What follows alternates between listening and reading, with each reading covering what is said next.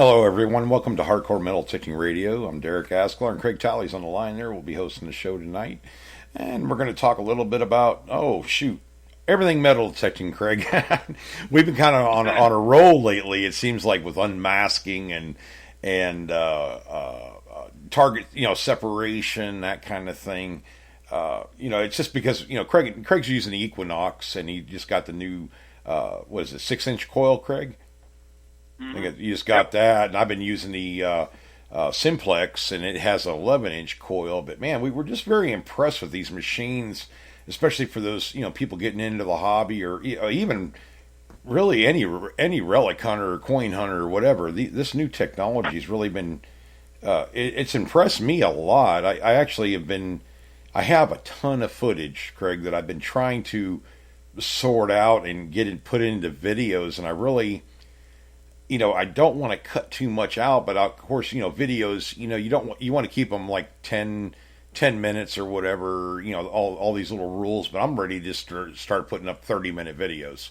If they want to watch it, fine. If they don't, that's okay. But I think, there's a lot of information just in what the machine is doing, that I think, would help out, not only new people to the hobby, but maybe some stuff that the guys don't think about that have been in the hobby for a while. You get complacent sometimes when you're working with one metal detector.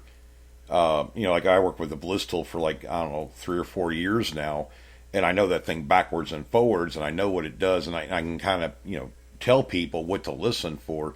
But now getting the Simplex, it's like I didn't think I was going to like this machine as much as I do. I mean, I've been thoroughly impressed. I actually have a video where I spend 10 minutes on a hole.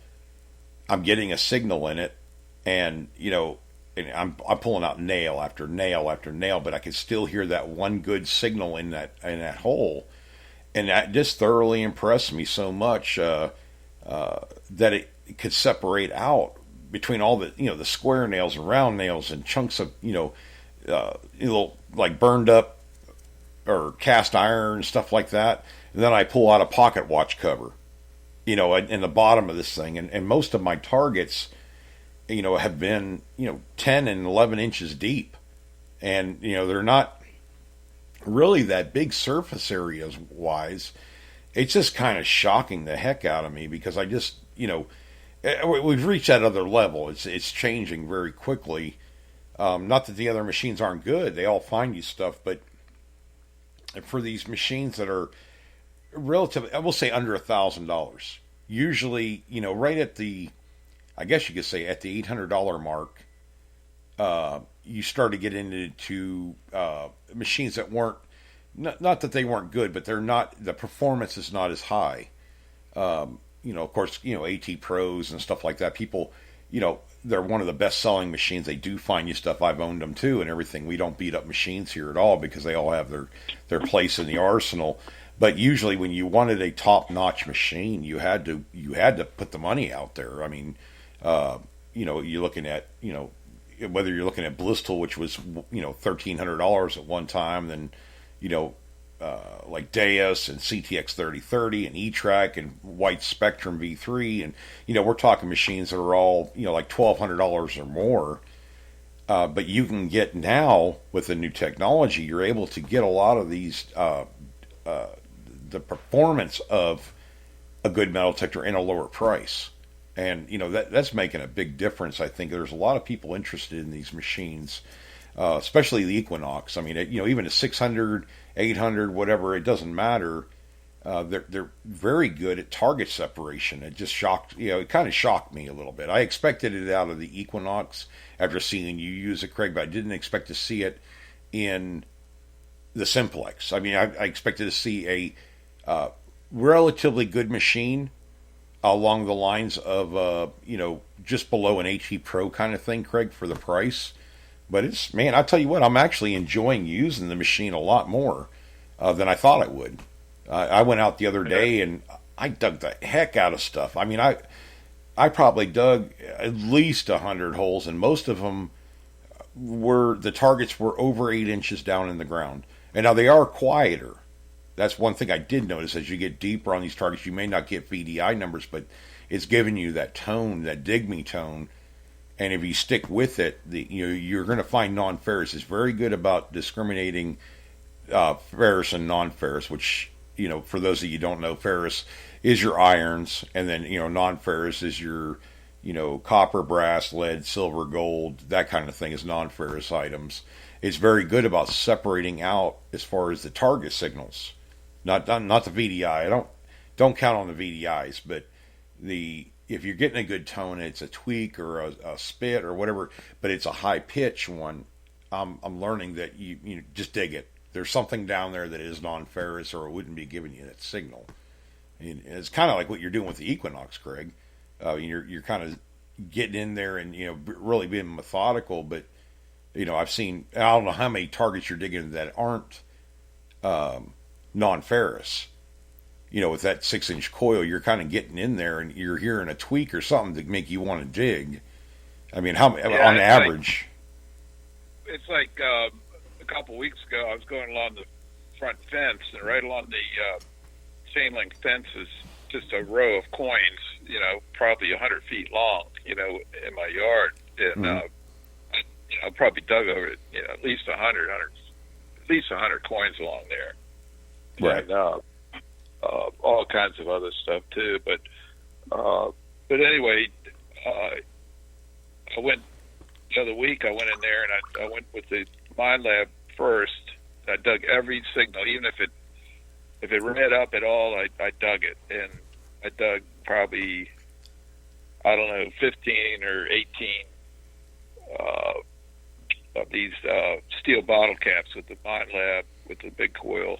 Right. And then I got, I think it was 2 wheat pennies, and I went back with the Bliss tool the next day, and I could tell by the sound every time I went over it, steel bottle cap, but I was digging them anyway. I dug 22 out of one hole with a clay marble. Oh my God! And then 22, really? Yeah. Jeez. But I think I ended up with 60 steel bottle caps along that fence, and some of them are really deep. But anyway, I got 2 wheat pennies and a memorial penny, and the memorial penny was like 10 inches deep, and I think it was a 64. Jeez. But so anyway, I went back today. I had it in, field 2, recovery speed 3, iron, the FE at 9, I think. And so I was, bottle caps were sounding good with it, but I did manage to get 2 wheat pennies because I could get a little bit closer. I can rub with both coils and the Bliss tool, I can actually rub against the fence. Mm-hmm. The funny thing is, you can't go into all metal. You can't pinpoint in all metal. Oh, wow. Yeah. It just picks up the fence, so yeah. I had to, kind of dig a bigger plug, and then use a pinpointer to find, the target. But I dug some scrap metal. I didn't dig, I think I got one pull tab or one piece of a pull tab. And that was the other thing. That one wasn't even deep, but it was straight up and down. And that little coil seems to be just super sensitive on smaller things. It's like I go over some areas of my yard where with the bigger coil I don't hear anything. Mm-hmm. I hear some hisses and pops. But I start hearing like these little, actually little discriminant signals here popping out all over the place. And it's like tinfoil, little tiny pieces of tinfoil and little pieces of broken those mason jar lid pieces. Right. I get them all the time. Oh my God! If they're at a certain angle, they almost sound like a coin. Oh, they absolutely do. They sound like silver because a lot of the ones I'm digging right now are zinc lids, and oh my God, zinc is. It's a very high conductor. It's as high as silver is, and it will, I'm kind of gotten used to them. I got one the other day, was like reading up like 86, 86, 86. I'm like, it's got to be silver. It's got to be a silver coin, maybe a dime or something. I wasn't sure. And I dig down there and I'm finding, the mason jar lid, but it's all broke up into pieces that are about the size of a nickel or a quarter. And it's like, man, it fooled me. But you got to dig those signals. It drives you crazy when you're in a bunch of them, but it's a price you pay. Now, one thing with this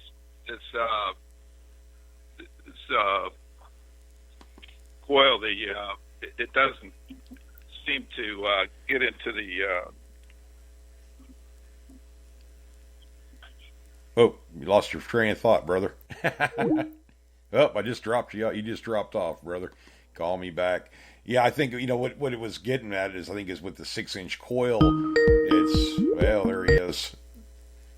All right, buddy, you're back. All right, I must have. I had my phone in my pocket. I must have hit it or something. Oh, that's all right. No, I think you were getting at the 6-inch coil, how it reacts or something like that. Oh, yeah. With this field too, with the running the bias real low, it was picking up deep nails at the big ones. Almost like giving a high tweak. Because I wasn't worried about the numbers. If I just got a high tweak, I would dig it, But the nails were coming back in one direction, pretty good tweaks, high tweaks. Right. Sometimes they were giving, fairly good numbers. But another thing I found is you get the hole open and it's like it was reacting to like something really rusty, like a bottle cap. You'll be going over it, and all of a sudden, it's almost like the air is like making it disappear. It's like all of a sudden you almost don't even hear it. It's just like it falls apart as soon as it gets in the air.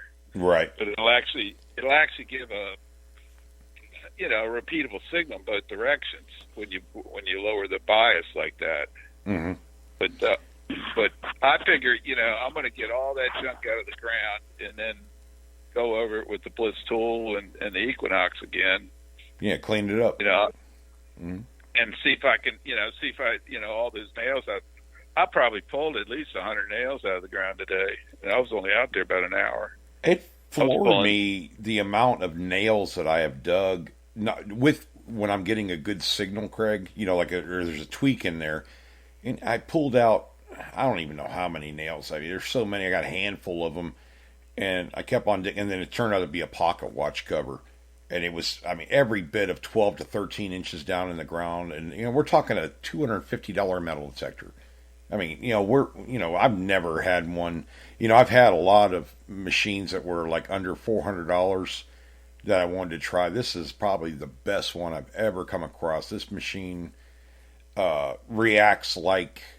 The recovery delay, the unmasking capability just blows my mind because I think I've dug 2 nails thinking they were good targets by what I was getting on the VDI numbers mostly. It was giving me a low tone, but it was giving me a higher VDI number.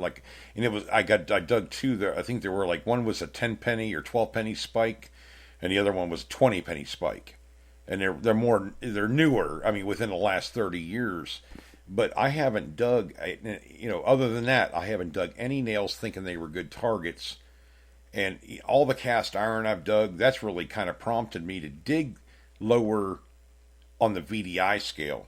Because I know that the Equinox goes to 40? Am I right? 30 or 40? Yeah, and see 42 maybe. Yeah, and see the Simplex goes up to 99.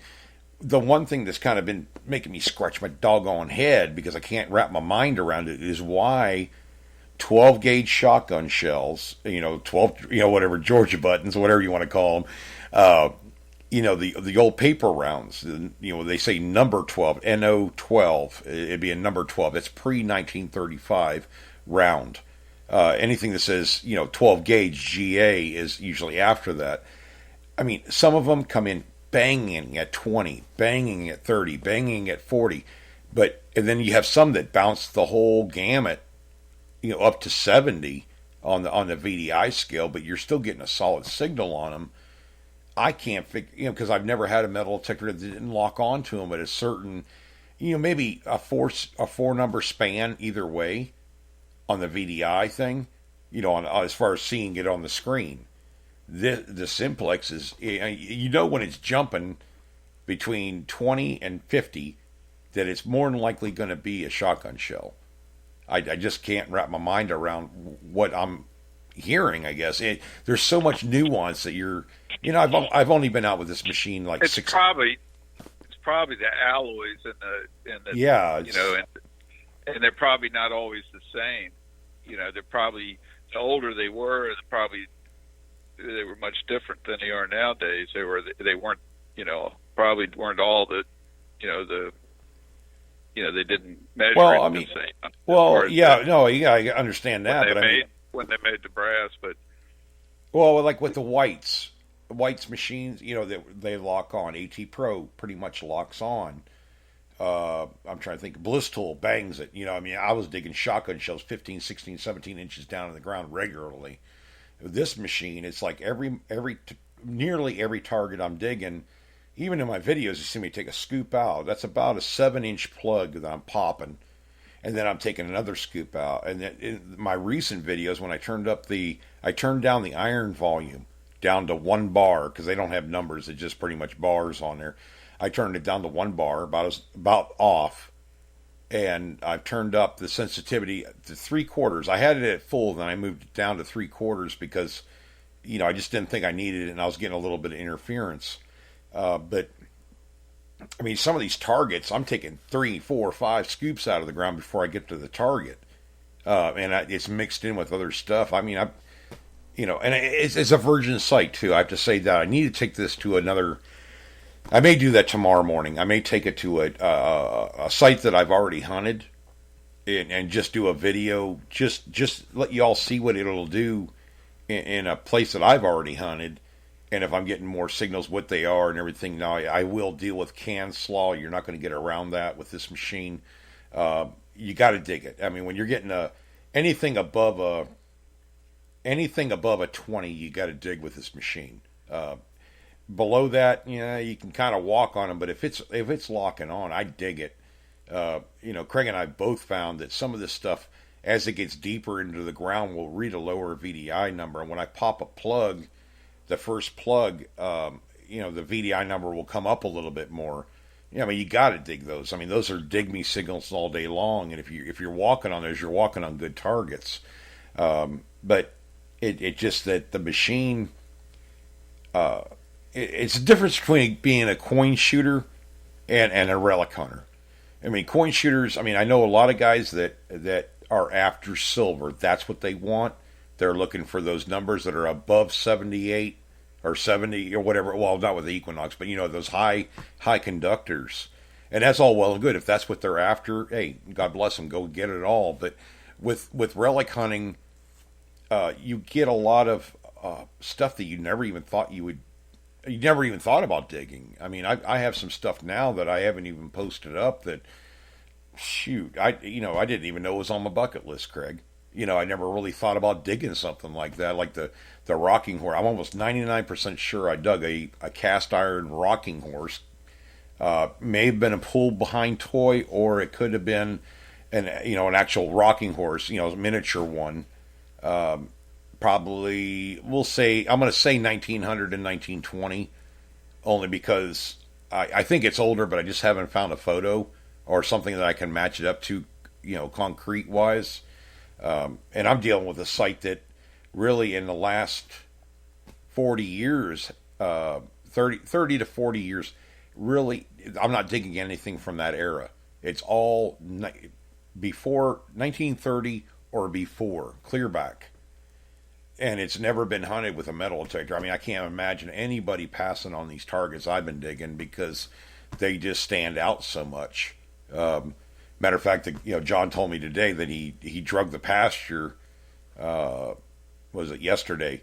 And he just drug. I don't know what he drags it with, but the pasture that I'm digging is horrible as far as rock, and all this ferrous, non-ferrous material in there, to the point where you can see where they've broken plow blades trying to plow this thing back in, we'll say 1800s, 1900s, early 1900s. And they've actually busted off plow blades because of the rock. We have this limestone rock down here. It's almost flint rock now. So, it hasn't, it's been a cow pasture. And I had one of the guys on YouTube say, well, it's not etiquette wise, it's not a proper plug you're digging. Well, when you talk to a landowner and they tell you, hey, fill in your hole, I don't care what it looks like, but dig your hole, just throw the dirt back in and fill in the hole. That's all they care about. Then that's all I'm going to do. I always make sure I rake up. I bring a rake with me and rake around and stuff like that. But the guy got on me a little bit about it. I'm like, dude, hey, I'm not in somebody's front yard. I'm in a pasture with a bunch of cows that kind of babysit me the whole time I'm there. I think I have it in some of my other videos, Craig. I mean, they come within about 4 foot of me, and they'll sit there and watch me. They'll try to eat my shovel. They're just they're just normal. They're curious. Yeah, they're curious. And I had one that I didn't post the video up yet. He come up behind me. He was going to try to ram into me or something like that. He's probably about a 200 or 300 pound, probably 300 pound. I don't know if I didn't even look if it was a steer or not. They'll sneak up behind you, but these cows aren't so bad. I mean, I down here in Florida, we have some rank cattle down here. I mean, they will, the swamp cattle and stuff like that. I mean, they just put them out there and leave them out in the pasture and let them eat up the pasture, clean it up or whatever.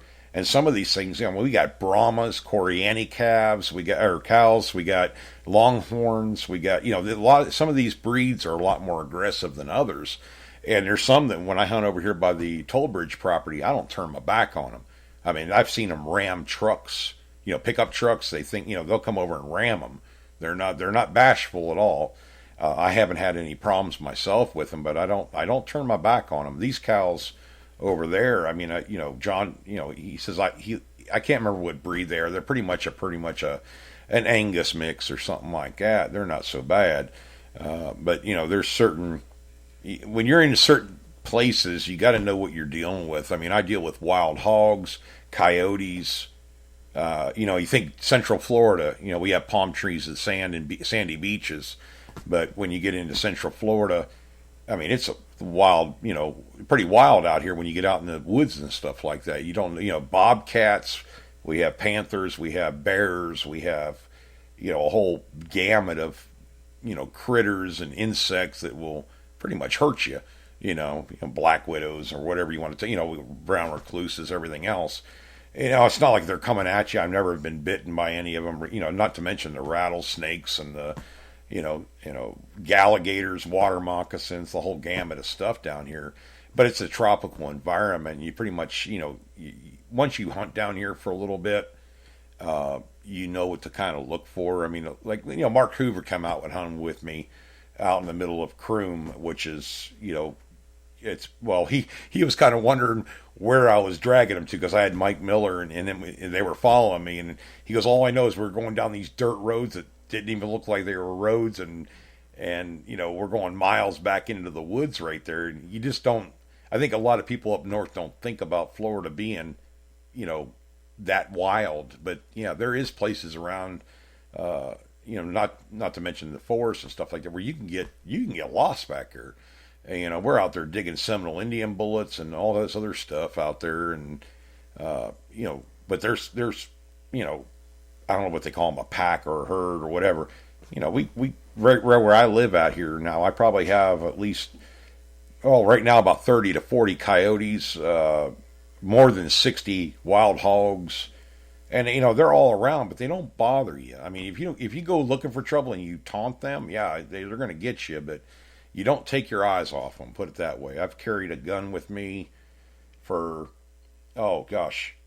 many years when I go out hunting out here in the middle of nowhere. Never had to use it, Craig. So it's not like but I've seen a lot. I just kind of stay out of their way and they stay out of mine, kind of thing. I know when you get up north and you talk to Brandon Stewart and stuff. He's up in New Hampshire, out in 3 miles into the woods and stuff like that. You got to keep your eye out. Or if you're up in Maine or even in Tennessee. I mean, there's a lot of different stuff that can get you, but if you're new to the hobby, just use your head. Don't put yourself into between a like a bear's. Don't put yourself between that cat, that cub and that mama. Step out of the way, let them stay together, because if you get in between them, that's when you're going to get into a problem. But I don't really worry about a whole lot, but I want to make sure I'm protected. One, but to take care of that. But we've seen a lot of rattlesnakes and water moccasins and stuff like that. But most of the critters will get away from you. I mean, like the coral snakes everybody talks about down here. A coral snake will sooner run from you than go after you, and they're not going to hurt you unless you let them get you in the hand. They get like in between the fingers, Craig. They can't really get you on the arm or the leg. They're not gonna. Their mouths don't open. They don't have the fangs like the rattlesnakes do. But rattlesnake's about the only thing that will stand its ground a little bit. I've run into some 4 and 5 footers, but when they see that coil, I just back off them. They usually slither away. The only one I kind of worry about is the water moccasins, down here. But they're the same up where you're at too. I think you've talked about them laying out in the sun, and they're ambush predators. So like kind of like copperheads. But I don't know if there's so much up where I'm at, but they were all along the Potomac. Yeah, I mean waterways, yeah. But yeah, it's up here. We have the Shenandoah, the North and South Fork, and it's very rocky. I mean, it's just the rocks, and it's one of those things where there's very few places where you could just jump in the water and start walking. It's just like you could probably break your leg. Right. Foot. Right. It's just but it's a weird how they wind all around the mountains and stuff. They almost like double back on themselves and stuff in some places. Mm-hmm. But if you go up near like Harper's Ferry area, the river is it's real wide up there, and they got a lot of rafting and stuff going on up there. I'm sure that's where Aqua Tigger probably does a lot of his diving, looking for sunglasses and cell phones and stuff underwater. Oh, whatever he gets, yeah. But that I tell you, this underwater stuff, it's getting really popular. Some of these guys are even had nugget noggin out on a couple of them now. With this guy, Man Plus River he has one of those little yellow or orange scuba pulse things, handheld.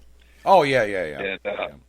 And he goes down, and these guys get tips. People leave stuff, and they want they need help, and so he goes out and finds it, and tapes it and stuff, and it's pretty cool. But he had Nugget Noggin out. Nugget Noggin has a AT Pro cut down, so it's only about maybe 2 or 3 feet long, or about 2 feet long. So he has it real short. You can go underwater with a small coil under it on Mm-hmm. it, and I thought that was a pretty good. And same with Aqua Tigger, he has one like that too. Yeah, where they actually modified it, so it's shorter. Yeah, but, that's like with this machine, the Simplex, you can put it in vibrate mode. The handle vibrates. I tried using that, when I was out hunting, just regular hunting. It was like information overload. I'm dealing with the signal, with the sight thing, with the VDI numbers, and then I'm dealing with this vibration thing, and it was just too much information to try to figure out whether I need to work more with it, because I think there may be some tells in that vibration mode that may help me with IDing targets. But that was one thing that I hadn't really mentioned. You may still get meter readings. Oh, I should. I think I do. I don't know. I'm just trying to get used. Like I said, I've only had the machine out for about, I think this is about 5 or 6 hunts I've had it out on, for about 5 to 8 hours each time. So, I have some time with the machine. I just looked on, I think, Calico and SiriusDetecting.com, and they still have them pre-orders or whatever. Evan from Sirius Detecting told me it was probably going to be January before he had a full stock of them, of the Simplex. But that's why I was trying to throw some videos out there just anyway, so you guys can see what the machine will do. It's not a bad machine to get anybody into, and you can buy it for your kids, and then you can use it when they're at school. I've actually told a couple guys about it, local here. They were asking me about it because they saw my video, and I told them, I say, heck, a lot of them are using pretty, I guess you call it, low range detectors as far as price. One of the guys is still using a Bounty Hunter, and I said, dude, you need to buy one of these. I mean, it's $254 at SiriusDetecting.com, and I said, that's what I paid, and then this machine works good. I mean, it's going to work better than what you got, so I've been kind of pushing it a little bit. I don't have no dog in the hunt, so to speak, but, I want to see people, have a good experience, in metal detecting, especially if they're new, because, if you make that one good find when you're new to the hobby and you start finding stuff generally, you're going to stick with it. If you go out there and find a bunch of tin cans, you're going to throw the metal detector away. That's the way I look at it. You got to make a couple good finds anyways, and keep your interest going. But with this machine, you have that capability where the lower, I'm going to call them Radio Shack specials, because I don't think they're around anymore, but you can find a nickel at 2 inches down, but most of your targets are normally in that 8-inch deep span. I mean, that's what I've found, Craig, over the years. Usually 8-inch deep, dimes or pennies, or even shallower. I mean, you get some spots I can find pennies at 4 inches, no problem. And it just depends whether it's a park or not, or what have you. But having a machine you can grow into, or even with your kids, my kids are all in their 30s now, so I don't have any 10, 12-year-old boys and girls around. I'd put this machine in their hands and they'd have a ball with it. It's something they can grow into and learn, because I'm learning it as I go. It's not like like I had the Quest 40, Craig, and it was a good machine. It hit a dime at 9 inches, but it just didn't have that I don't know. It was basic. This Simplex, it's so much more. And what it's telling you, this nuance. My God, the nuance in this machine is crazy.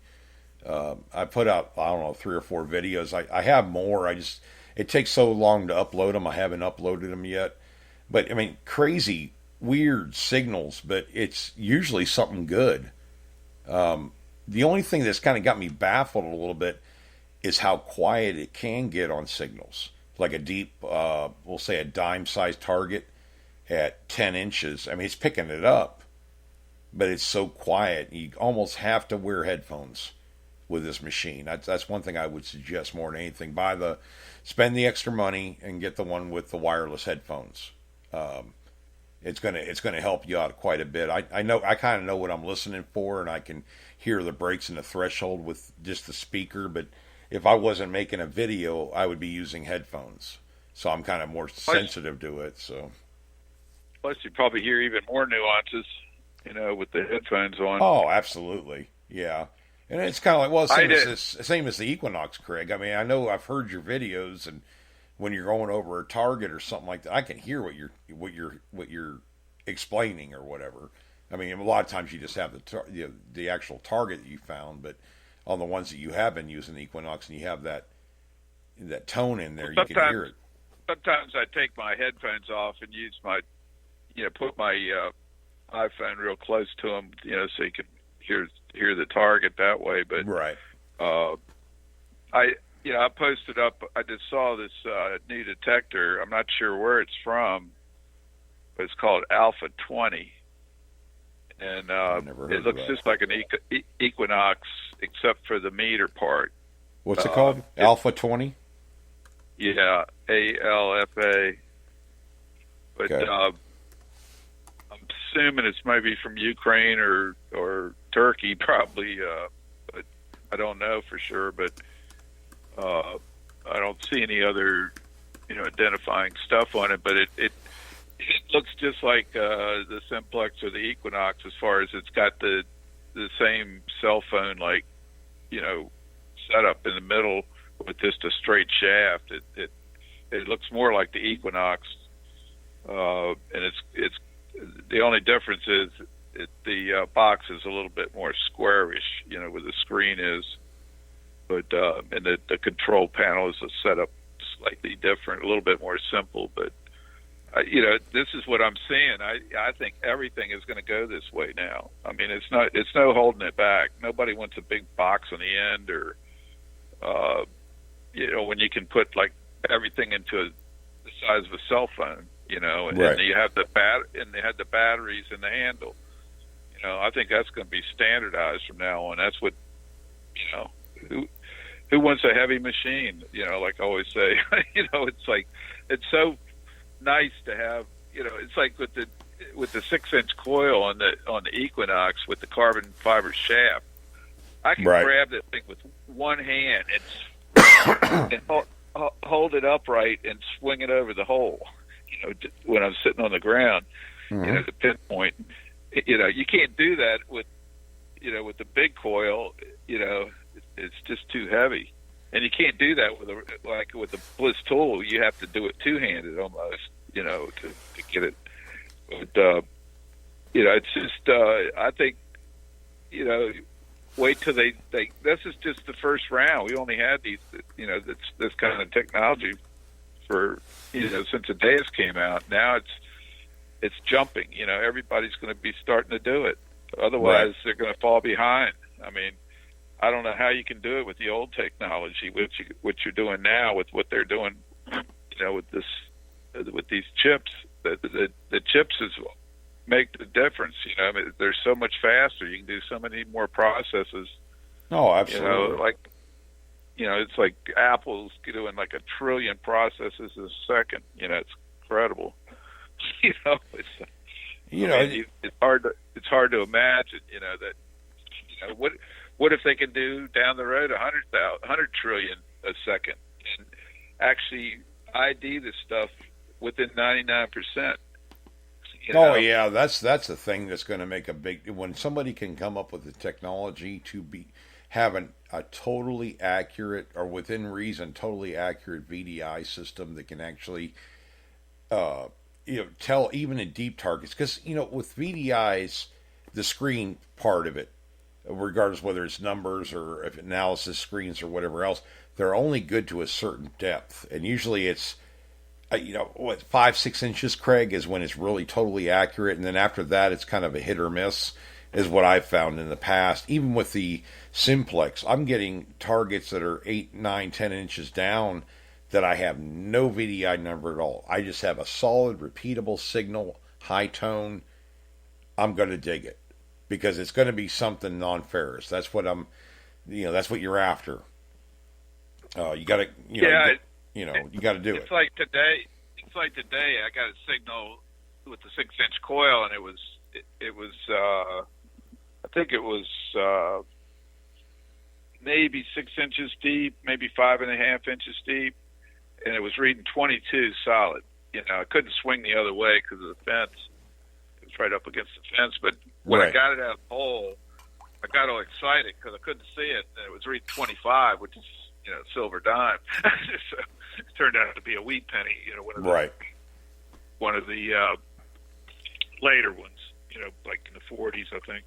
Well, what I'm noticing too, Craig, is when you have where I'm hunting at, I'm digging, 4 and 5 and 6 nails in with a target, but I'm still getting that high pitch, in the park mode, tweet tweet tweet. But you got to dig it.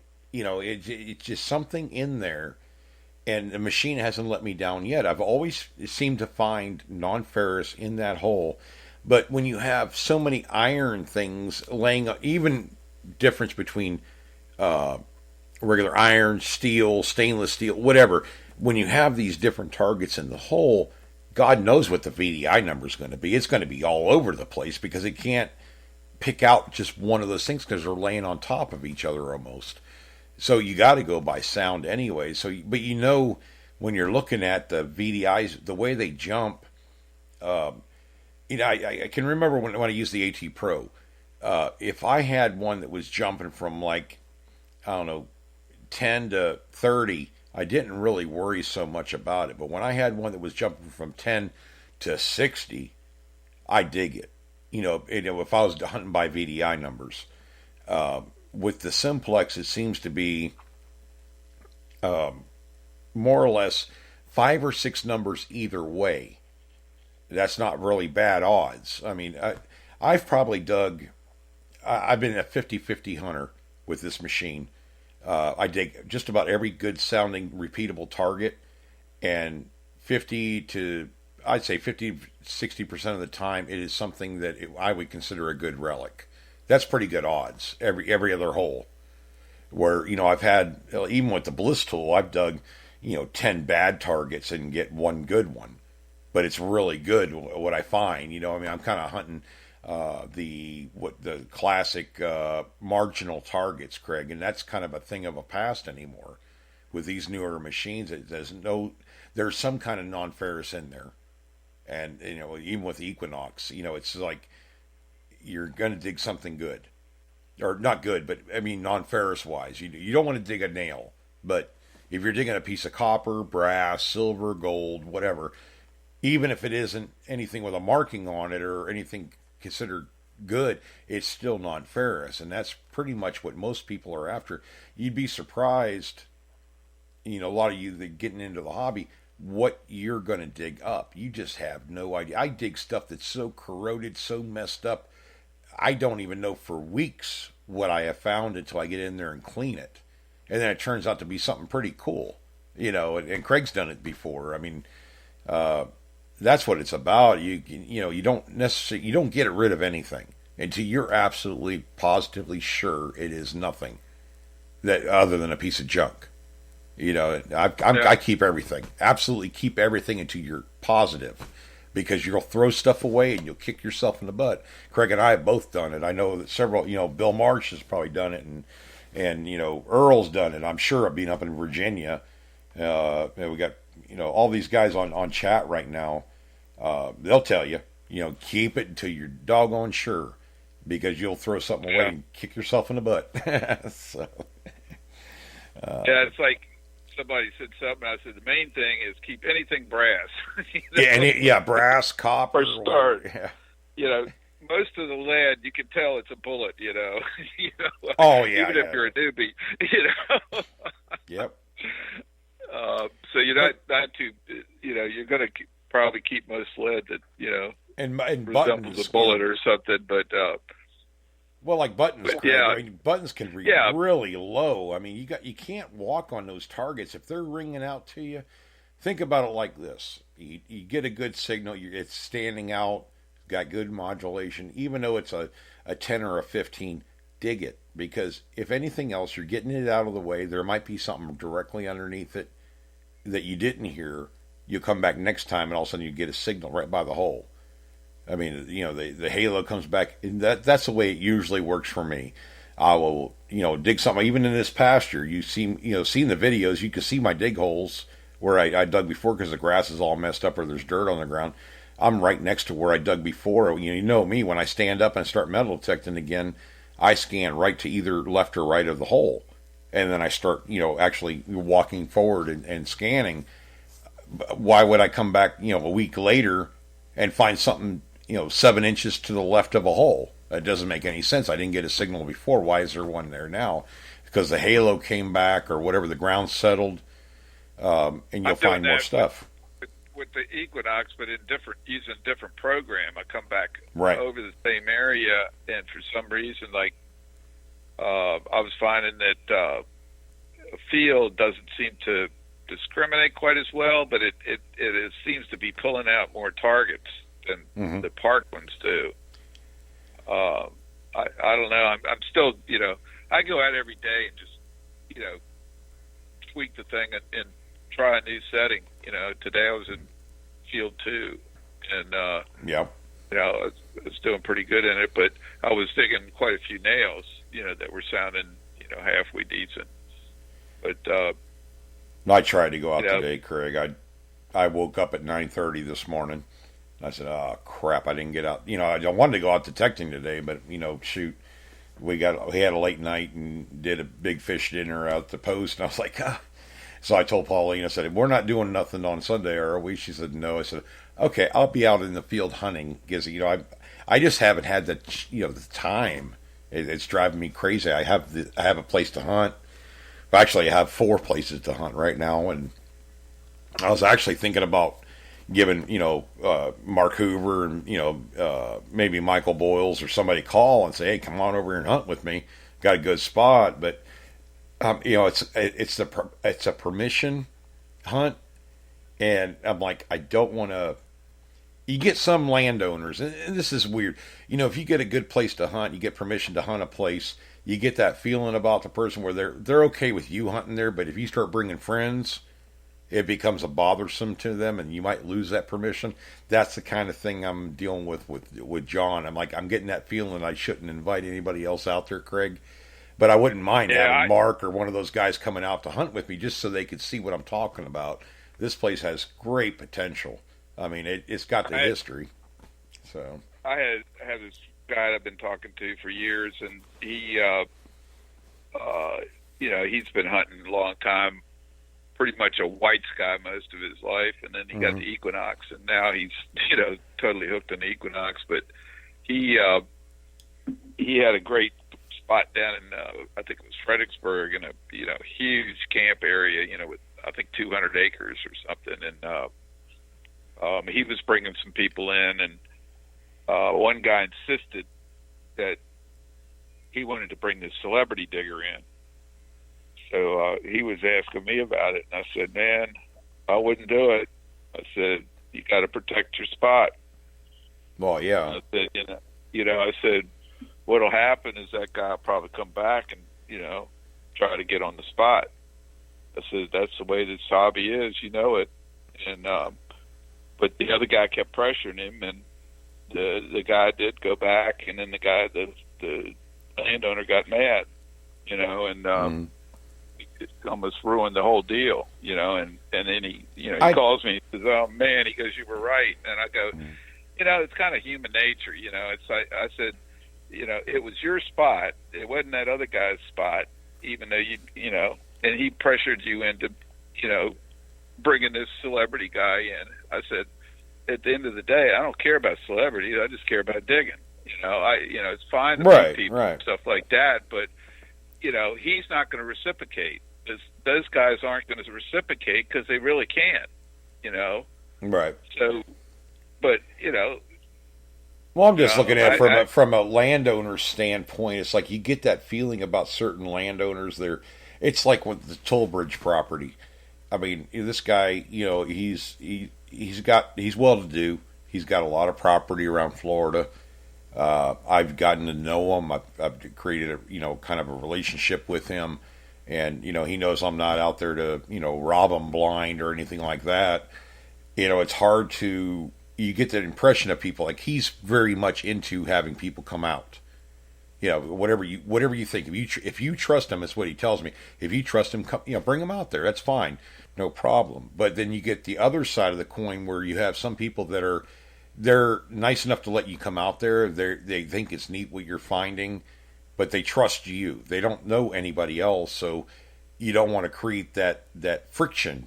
Like, oh, now he's bringing somebody out there, and then you start running into problems that way. Because I don't worry about you. You want to try to steal my spot, go ahead and try to steal it if you want to. But, I fight too. So, and, it's always tell the guys, guns live there. You don't want to mess with them. Some people will go around you, Yeah, they can try if they want to, but yeah, that's all right. I know what you're saying. Relic hunting's a lot more cutthroat than regular coin hunting. I'll tell you that right now. Oh yeah. It's like I've kind of been like a relic hunting psychologist. Yep. I was the same way when I taught these kids tennis. I did the same thing. There's a psychology to just about everything. And with the people just I've seen people just totally lose their minds, when Yeah. somebody digs something good, uh, and I go, God, if but these are people that sold stuff. They weren't into the hobby for the fun. They were in for the money. Yeah. Yeah. And I never was. I just, people would always ask me, how much is that worth? I said, I don't know until I go to sell it, which I'm not going to do. Unless I needed the money, why would I sell it? Exactly. Yeah. I've seen so many people, I've heard so many stories about guys finding all this great stuff and they sold it all. Oh yeah, well that doesn't matter. I'll dig that same stuff again, and they never did. I talked to one, especially the belt buckles and stuff. Especially like state buckles and stuff. You don't know how rare it is when you first start. And some of these guys, they're digging, this great stuff right off the bat. And then they get into a dry spell. I've been in dry spells. It just happens. I've been in one for up until this time I started hunting this, but 3 or 4 months where I didn't find anything. But people used to laugh. They go, "Where you hunting?" I'll go, "Well, I'm kind of in between spots right now." Yeah, no doubt.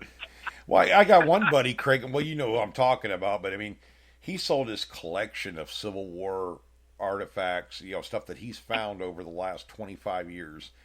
I mean, he made good. I mean, he sold like $50-some thousand, and he regretted it. I mean, within months of selling his stuff, he regretted it because he realized that he probably will never find all that stuff again.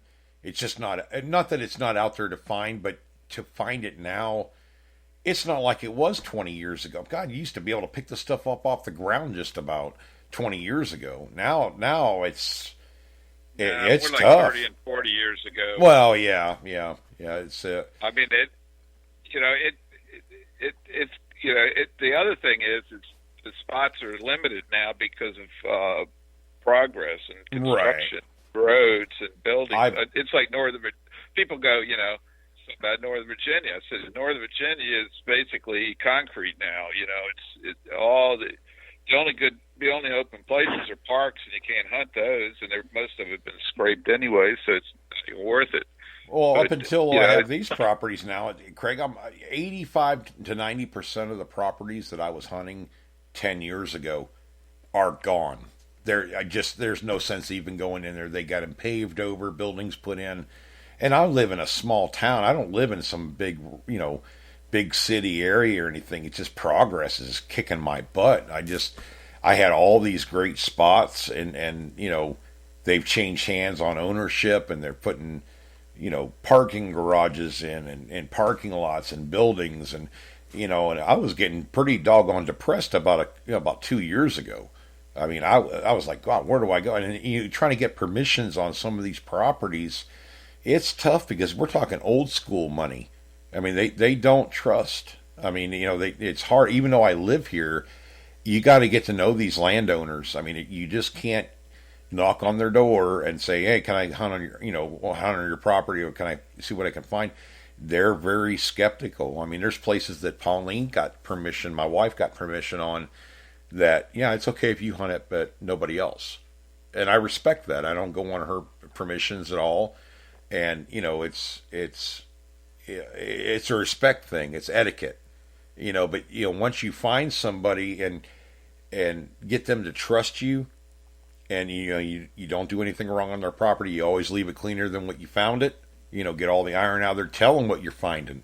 Hey, I found a bunch of scrap metal. It's right here in the back of the truck. You want to see it?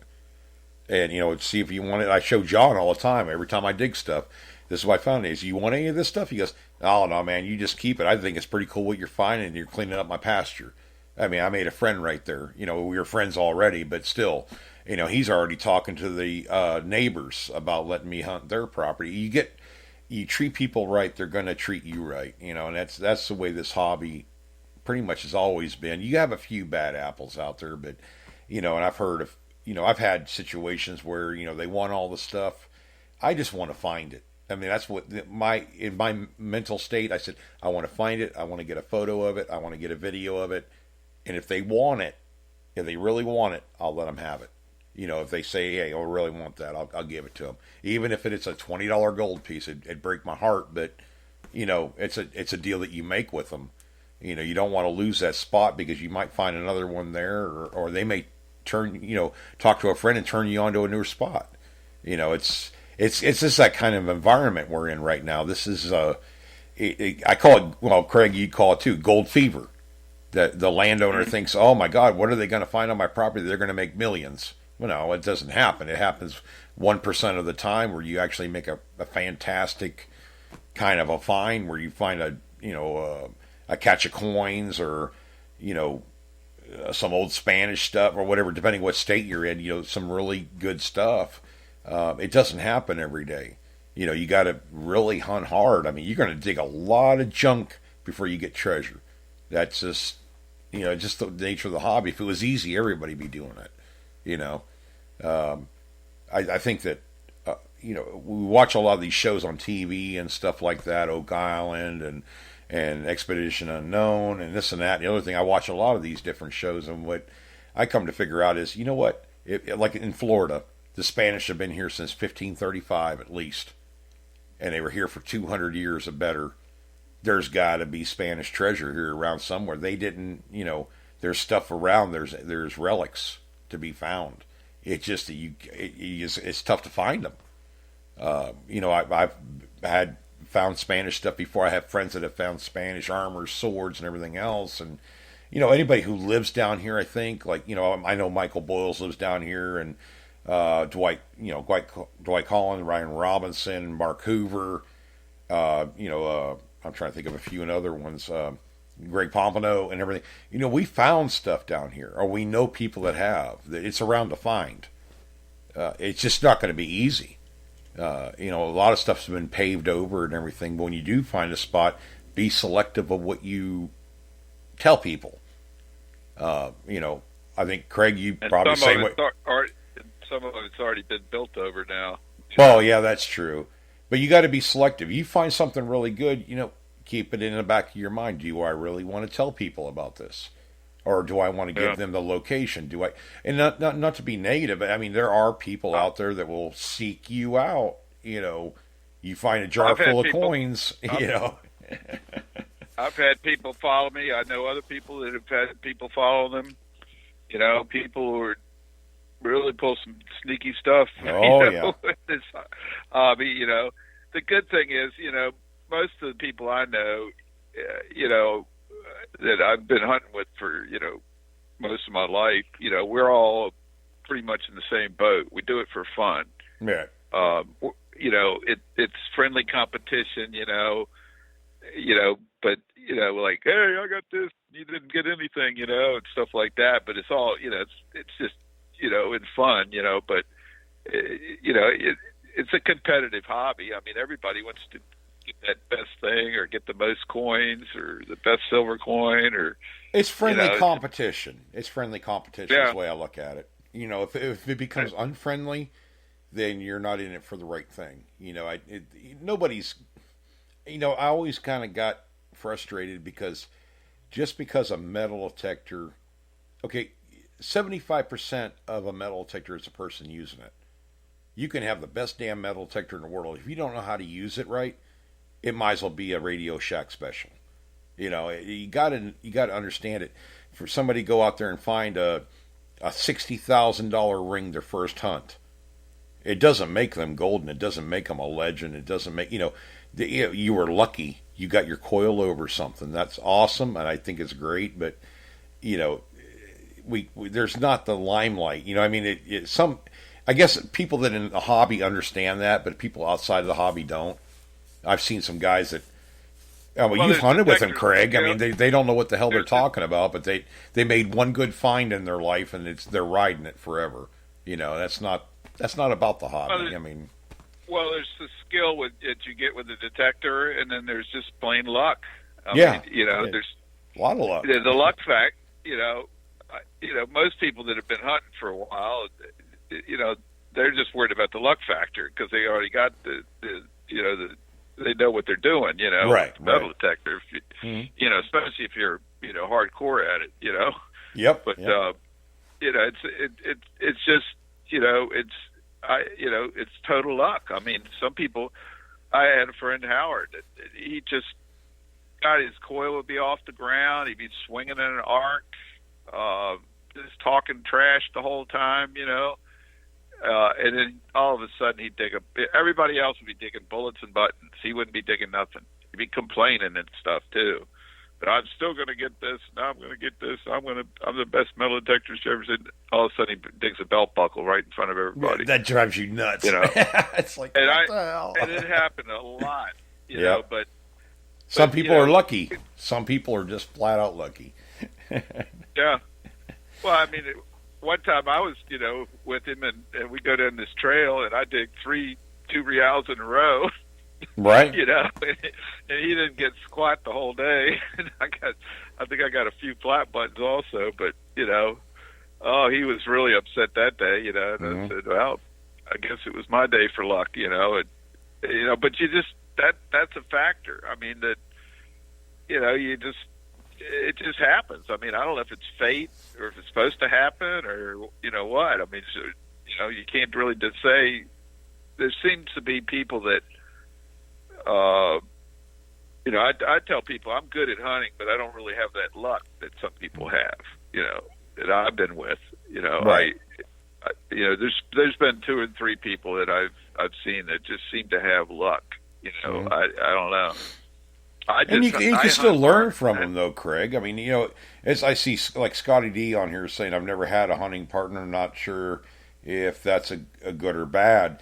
Scotty, it depends on the person. I think that's what Bill said after, Ohio Relic Hunter said after you.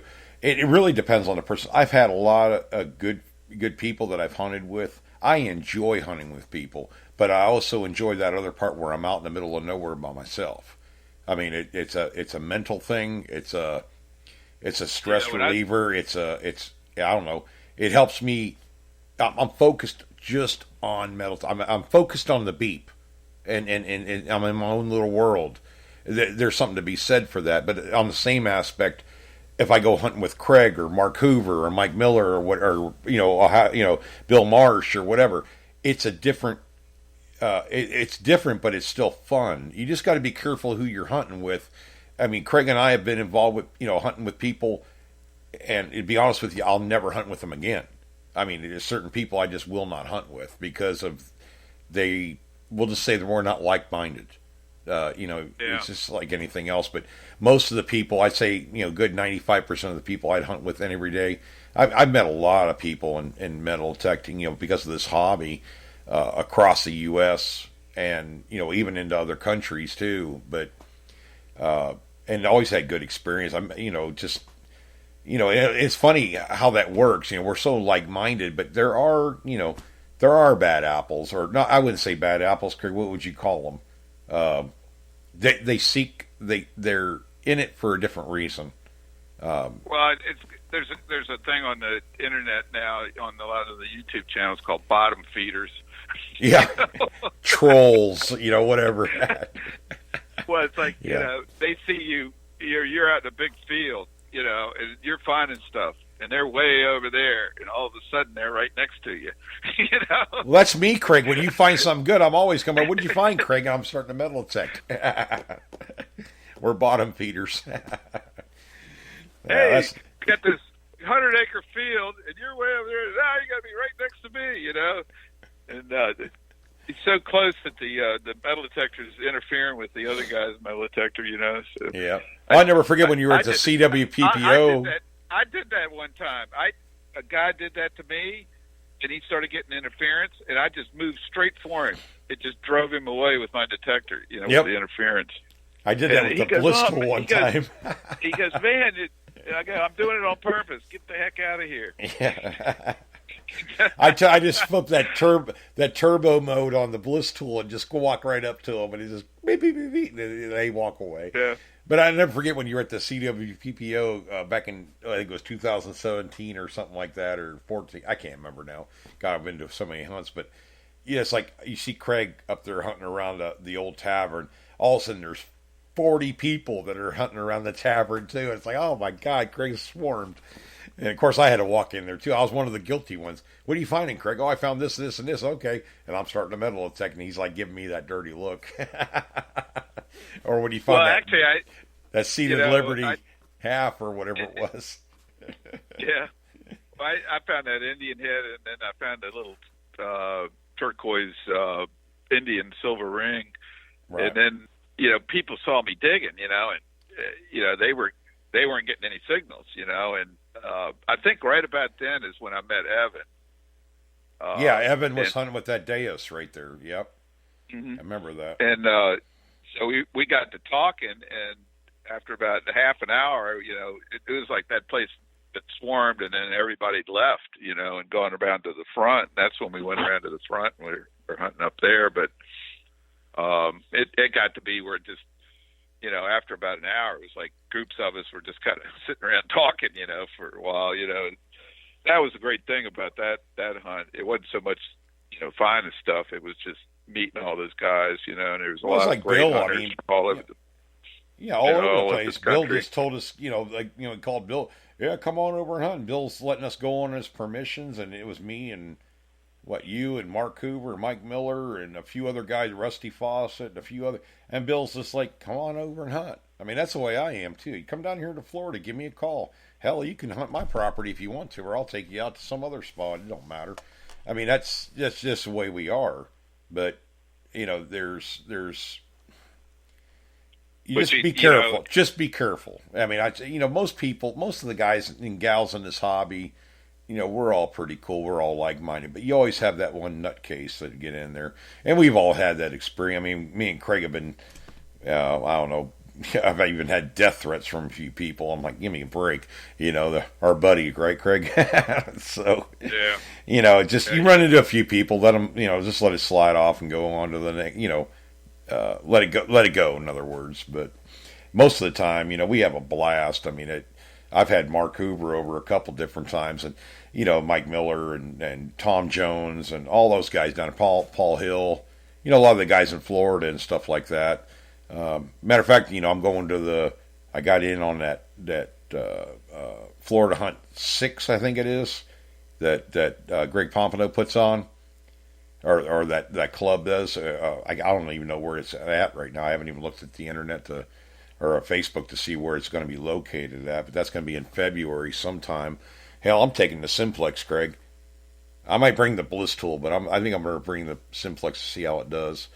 But we find all kinds of weird stuff. That's for sure. Just go in there and dig all the high tones. That's right. I'm just going to cherry pick everything, baby. No, I'm joking. I can't help. I can't walk, man. If I get a solid, repeatable signal, I can't leave it alone. Even if it's a 20, I don't care. I'm gonna dig it. It just sticks with me. Even when I'm hunting that spot over here, Craig, I say it in the video. I'll come back to that target. You know what? When I turn the camera off, I'm going back to the target to see what it is, because I can't stand it. It's like, oh man, maybe that's a really deep coin. I know I'm going to get into coins over there. I know it, absolutely. I can hear too many signals that are deep. And the whisper tones. I'm like, I got to get all this stuff off the surface so that I can get that depth I need. Whether it is with the Simplex or Bliss tool or Quest or whatever I'm using, you got to get that bigger stuff out of the way, or you're not gonna be able to get to these other targets. It's just the way it is. You got to layer it off. But it is what it is. We all have fun. I mean, that's one thing I love about this hobby, is that there's so many people. Even the new generation of hunters that are coming up, they're 10, 12, 13, 14 years old, that are getting into the hobby. 20 years from now, these guys are going to be, they're going to be the experts. We're going to be dead, Craig, or we're going to be in, I don't know, wheelchairs or something out there trying to metal detect. I don't know what it's going to be, but it's nice to see the younger people getting into the hobby. That's Well, as far as the technology, we're like in a golden age of technology. Oh, hell yeah! Detectors nowadays, in the last few years, probably started, with the Deus. And, it did. It started with the Deus. Yep. Yeah, it's starting to accelerate now. It's I can see, the ID getting so much better. I mean, actually, I think Craig, we talk about the Deus a lot, weight wise and everything. But really, the E-Track and uh, the White Spectrum V3. I Yeah, think what if that's you where it took the really E-Track started in and nine, put 2009, 2008. That's when this technology jump started really happening. What multiple frequencies and being able to do control recovery delay and a lot of this stuff came in around the mid to early, like 2005 to 2010, and then Deus came out, and then it started spiraling from there because there's been a lot of good detectors really. Uh, Before well, what if that, it came out with like a E-Track 2 with the two different the two different discrimination numbers, right? you know, but just like an Equinox, same, light machine with the same kind of screen and stuff like the Equinox, Mm-hmm. and but with this new technology, and you could have the you could probably get a lot more money for a machine like that because it would ID stuff better because that's what the CTX did. I mean, Yeah, yeah, I think that the Equinox, its strength is its unmasking like crazy. Especially that, after yeah, this last definitely. software update. So but just think in a year or two. What's going to come out. Somebody's going to what Nota's going to come out with something new, probably. Yeah, I think I They've think got. their next one will probably be a software update for the Simplex. I almost see that totally happening here in the next year or so. Once they get into this country, I mean, they're not really in the U.S. yet. I mean, there's a few of us that have them that were lucky enough to be able to get them. But Well, I think, there's people get using the Amphibio and oh yeah, the Amphibio, yeah, yeah. the multi cruiser and stuff, Mm-hmm. but and I'm seeing like Quarter Horder switch to the Amphibio, I believe, and Mm-hmm. he had the AT Pro, and he's going crazy with it, and he had a Simplex, and he was laughing the other day on the YouTube channel, and he let this guy Doug, that's a retired doctor that hunts with him. He had an AT Pro with the big coil, and he said, I can't use the Simplex because I can't get it out of Doug's hands. Yeah.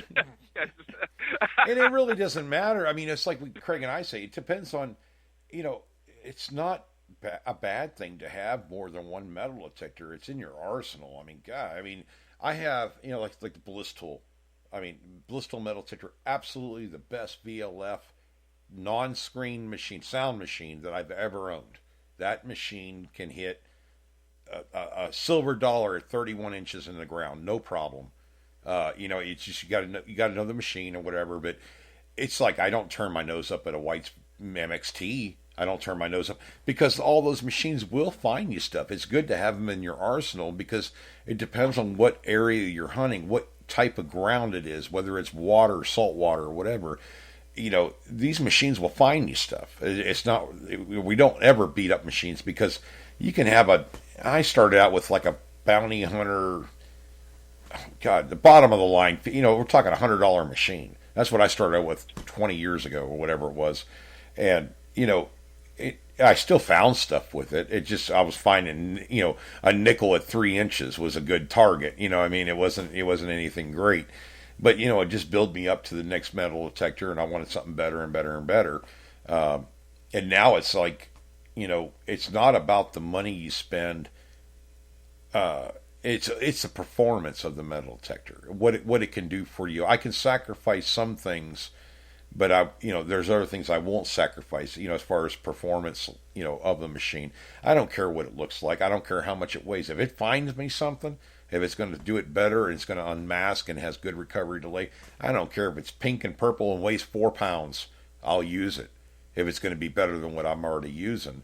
And certain machines will always have a place in this hobby. I mean, you look at E-Track. E-Track, there's a ton of people that bought. There's a silver machine, and they're still $1,700, Craig. They're not cheap, but they will find you stuff, but.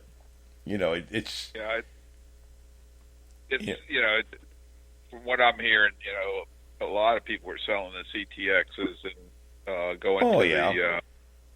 But if you're a water hunter, if you're a water hunter, but there are it don't matter. There's beach guys like the CTX better because the ID is so good right on gold and stuff.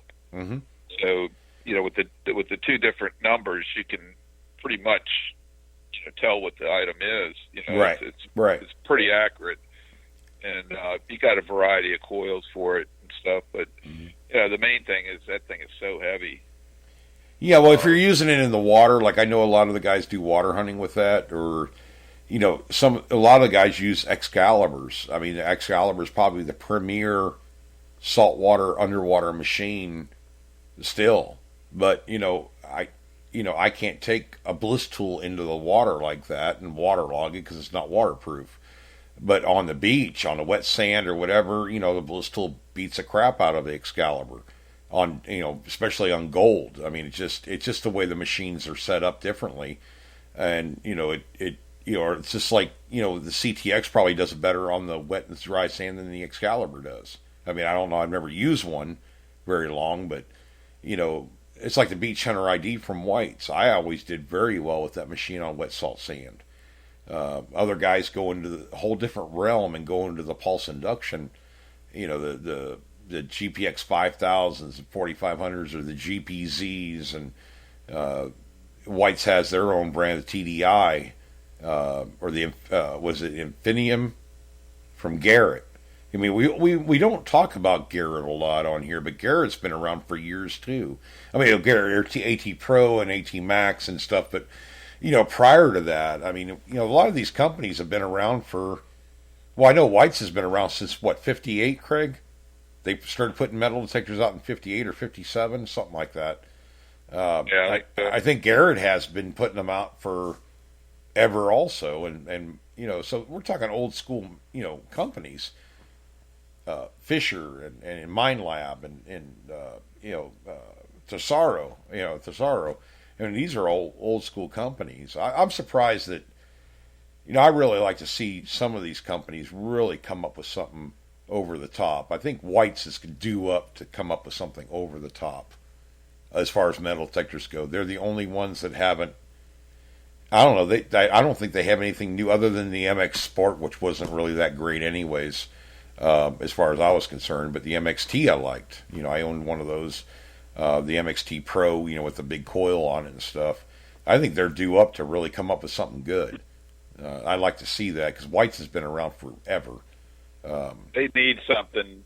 They're not doing so well from what I'm hearing. Whites look around at some of the technology out there, even from these other countries, and buy it up and make a new detector. I mean, you know what I'm thinking, Craig. We know one detector that they need to buy up the schematics for. Put a screen on it and make $1 billion on it. Because I tell you what, if they could figure out how to do that, they'd have a gold mine. But it's just I don't know. It's technology's changing so much. It's probably hard to keep up, Craig. I mean, a lot of these new. Well, look how just in 2 years it's crazy. It's come to the point where I'm hearing all these rumors about some of these companies are in trouble because it changed so fast. Look at this. It's kind of like the cell phone technology and stuff. Look how crazy that is. It's like every year you got this leap in technology with the cameras, the speed, the apps, everything. Oh yeah.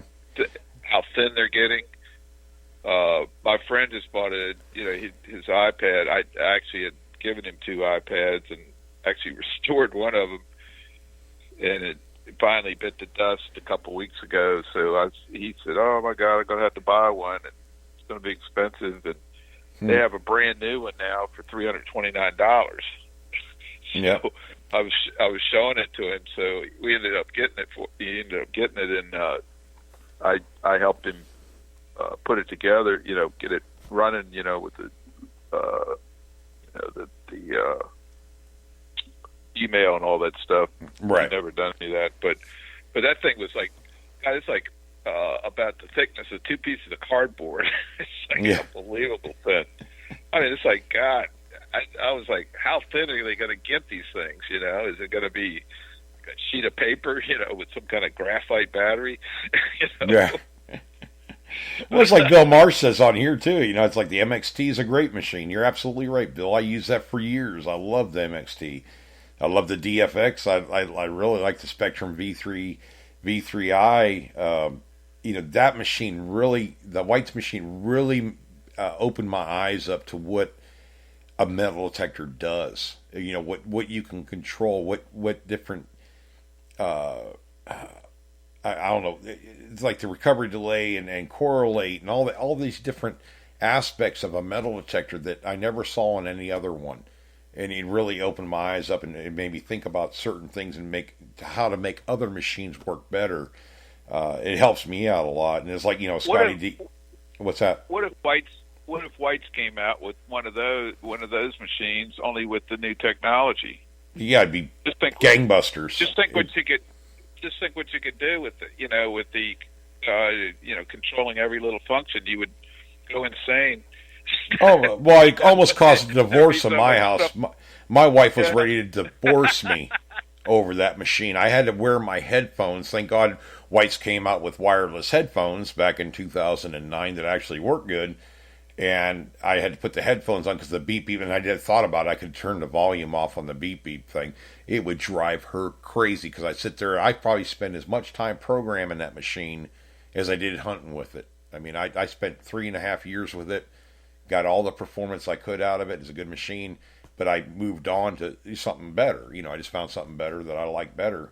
But it doesn't mean it was a bad machine. I used it. I found thousands of relics and coins and stuff with that machine. Crazy good. And MXT's the same way. I see, you know, like Scotty D's talking about the AT Gold. It makes me dig minute targets. They're too damn small. That's funny. At any rate.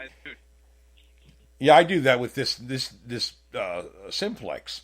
Craig, these little doggone pieces of harmonica reed and stuff. 8 and 9 inches down in the ground amongst nails. It drives me crazy it takes me 10 minutes to find the doggone thing with a pinpointer. We were talking about that before the show. Yeah. I was telling Derek about the 6-inch coil is like horrendous it just grabs a hold of these little tiny pieces of tin foil and it makes they actually almost sound loud, you know? Right.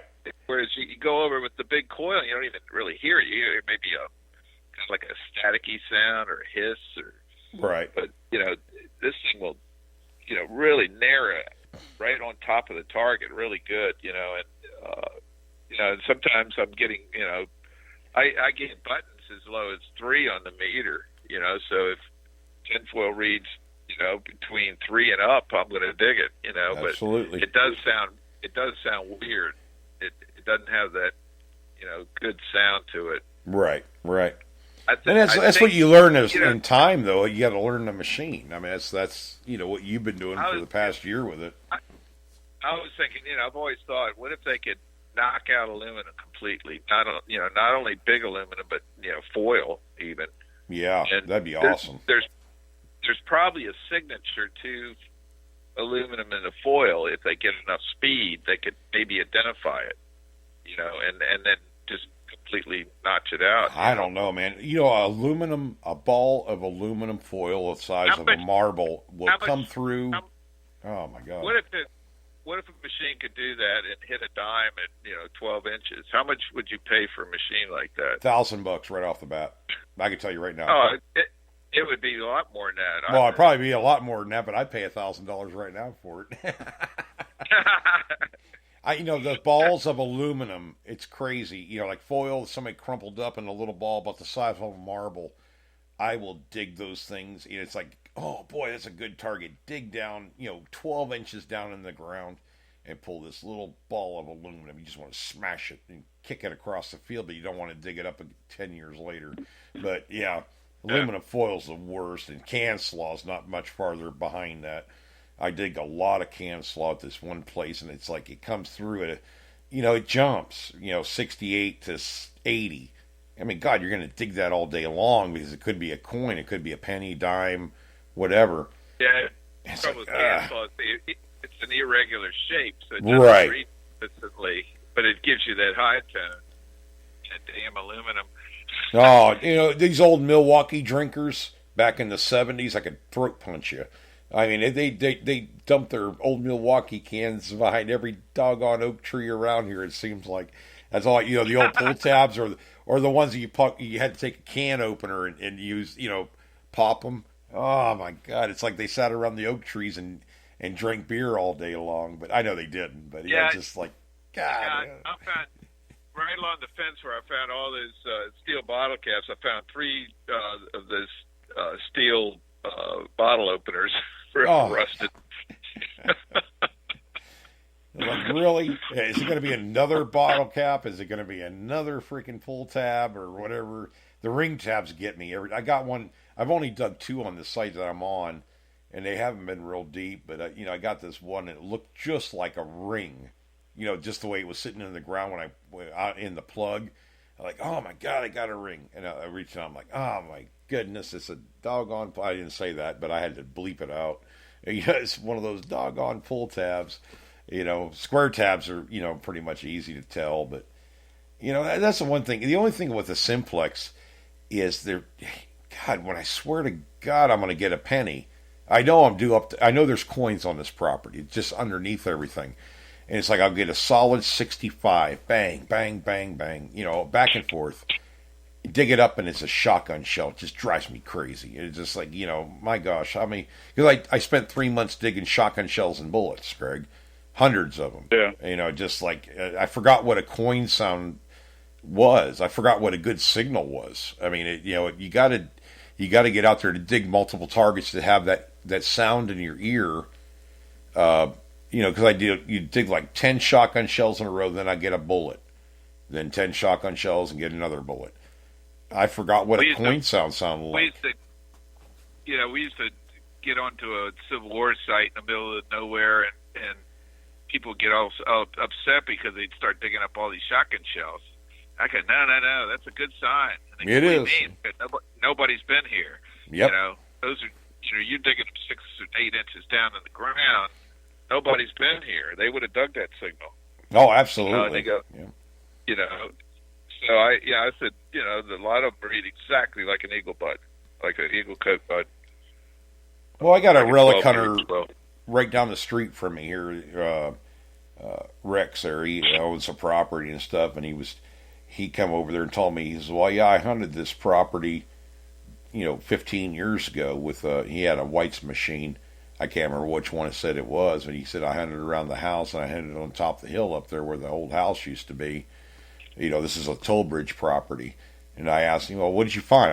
I'm kind of wanting to know where you hit the hot spots at, so maybe I can hit with this new tech and see if I can, find something else. And he said, well, I found a couple tokens and I found a couple coins and, a lot of bullets and a lot of shotgun shells is what he told me. So I don't feel so bad. It's like, God, I spent 3 months. I'll still hunt that spot, Craig. You know me. It's 500 acres. You just need to go up there and only hunt high tones. Yeah, it's just going to hunt high tones and hit it. Go for a coin, Yep. So it. And then, go in a circle. When you find the coin, go in a circle. It just starts spiraling. Yeah.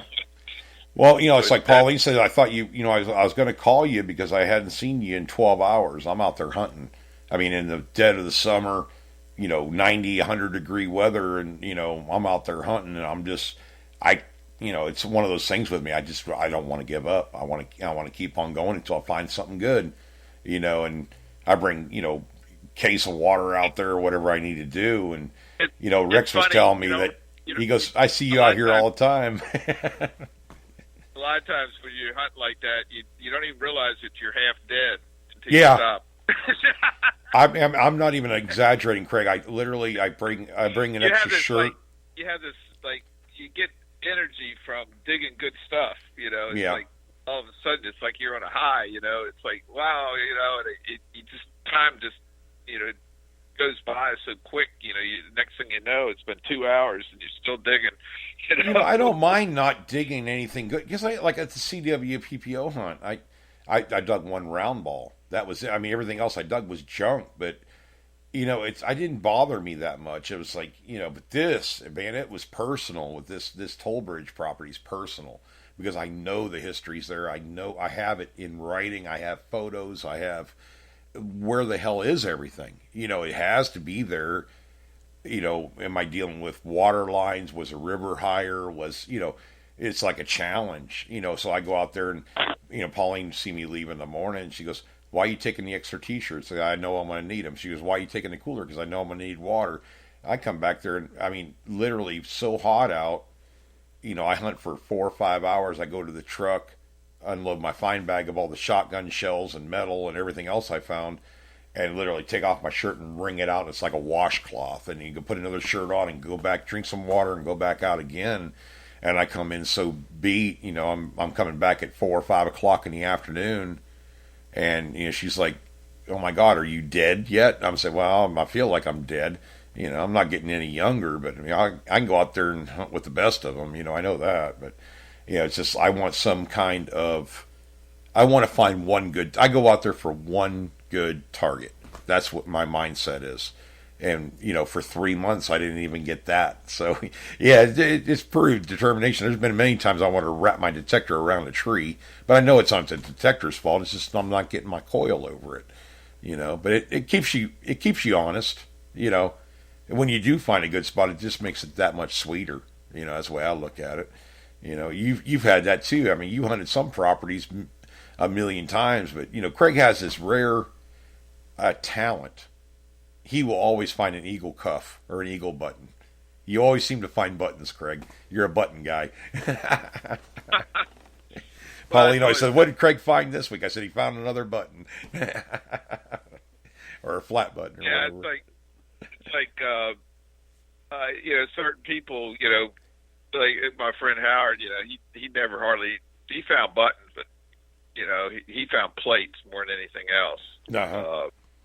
I always was, finding coins and buttons. That was, I used to bring in like a box to the Northern Virginia Relic Hunting Club. Everybody used to, bring a box of what they found that week or something, that month, if they found some good stuff, and show people, and people used to remark on how I dug tiny little things. They said, "Man, you dig the tiniest little things. We never dig stuff that small." And I started thinking about it, and I was thinking, yeah, I'm not using a meter machine. I'm getting a ear beep, and I'm, right. I'm digging. And some of this stuff is like percussion caps. That's not going to give you much of a signal, especially if it's more than a couple inches deep. You're not going to get a meter reading on it. Right. So, I think that's why a lot of people, I know it because I've walked behind people getting a good reading and dug something good up. And they looked around and go, "What did you just dig?" And I go, "Oh, I got this," And they go, "Oh my God, I got like this weird reading. It sounded like iron, And I said, "Well, my machine, it read like iron. The meter didn't go up, Right. It was because it was deep."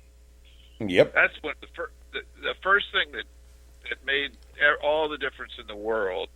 I was digging with this guy Mike, and we were both using Toltec 100s with a big coil, and I was digging pretty much the same amount of bullets he was, but he was killing me on buttons, and I was thinking, how does he do it? And then one day I got the signal, and I thought, man, that sounds good. And I'm looking at the meter, and it's not moving.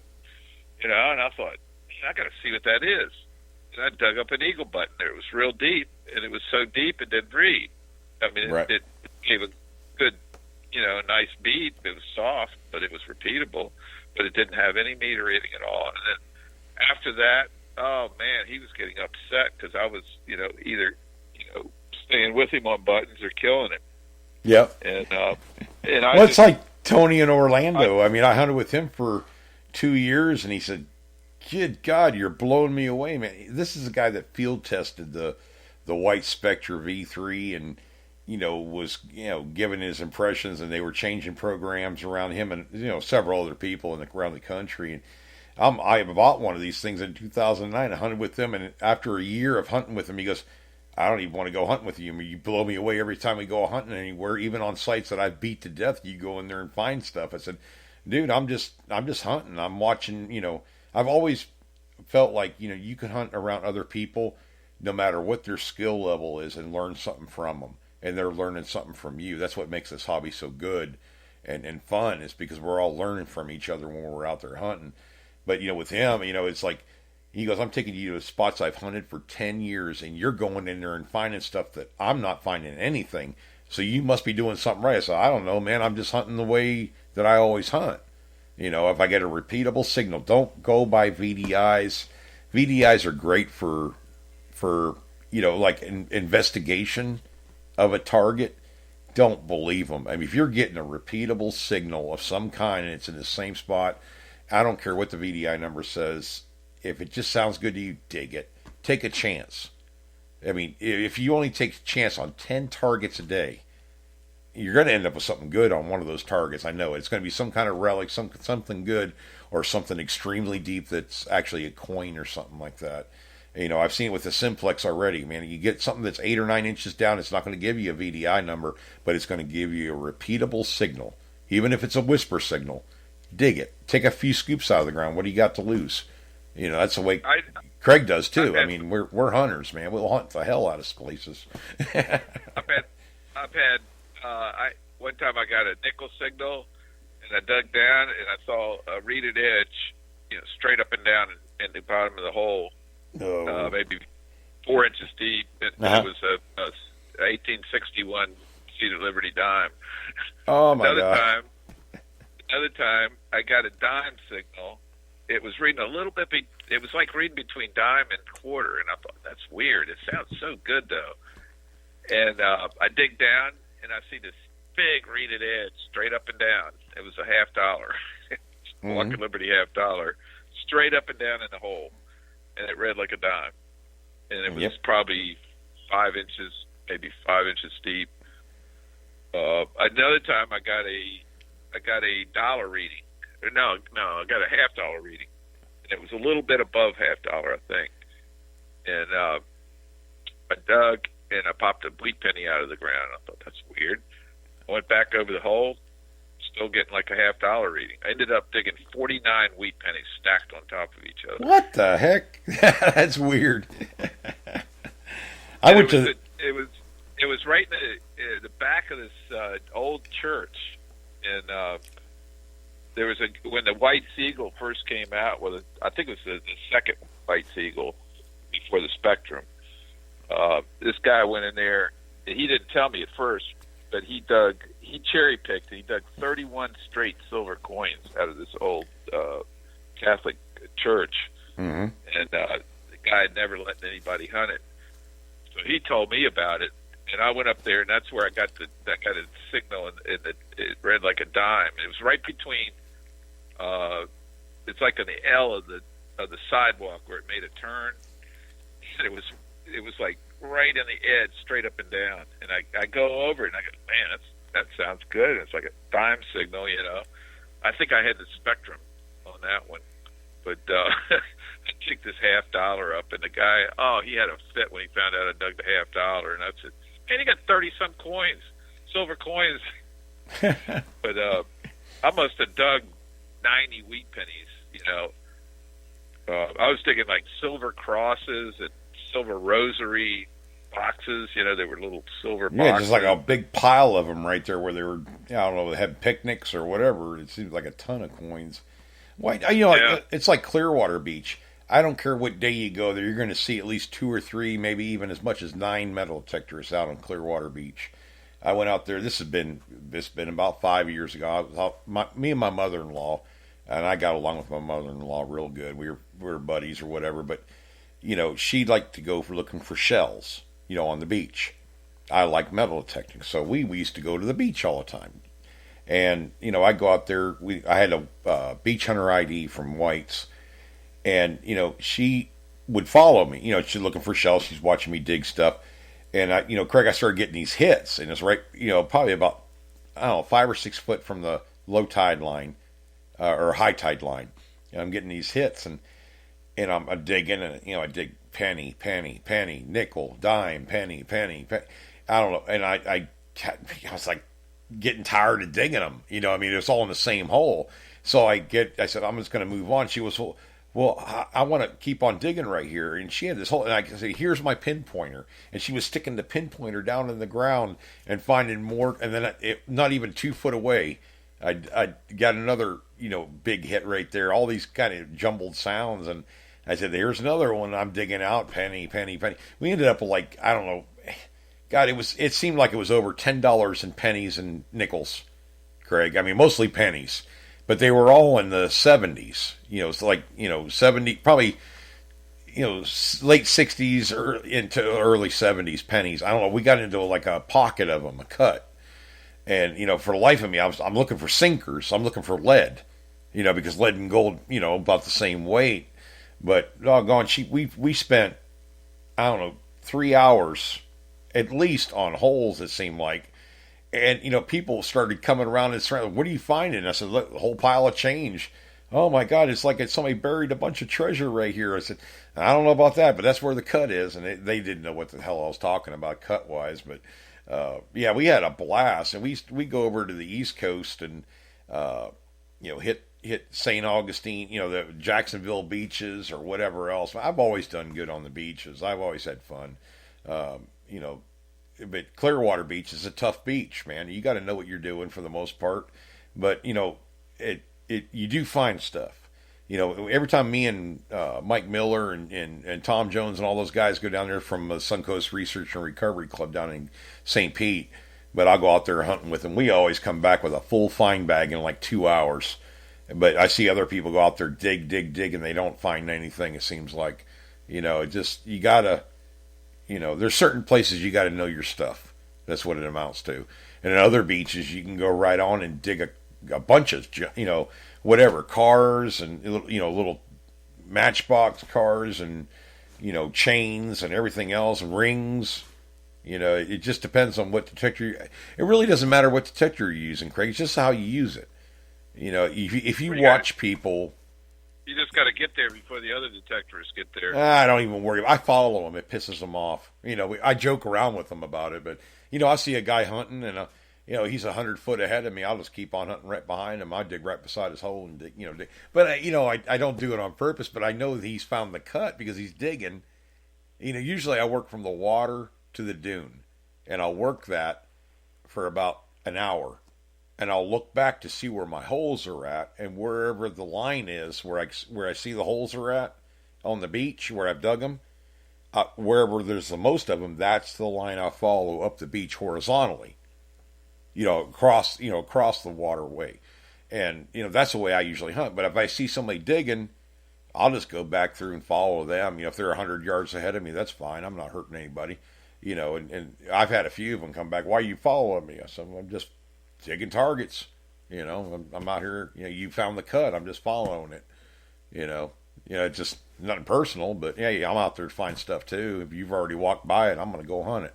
It's just, you get in your coil. It's luck. You getting your coil over it. Thank you very much for missing this gold ring I just found. Oh, that ticks them off. I mean, one day I found 9 gold rings in a row on Clearwater Beach one time, and boy, there was some.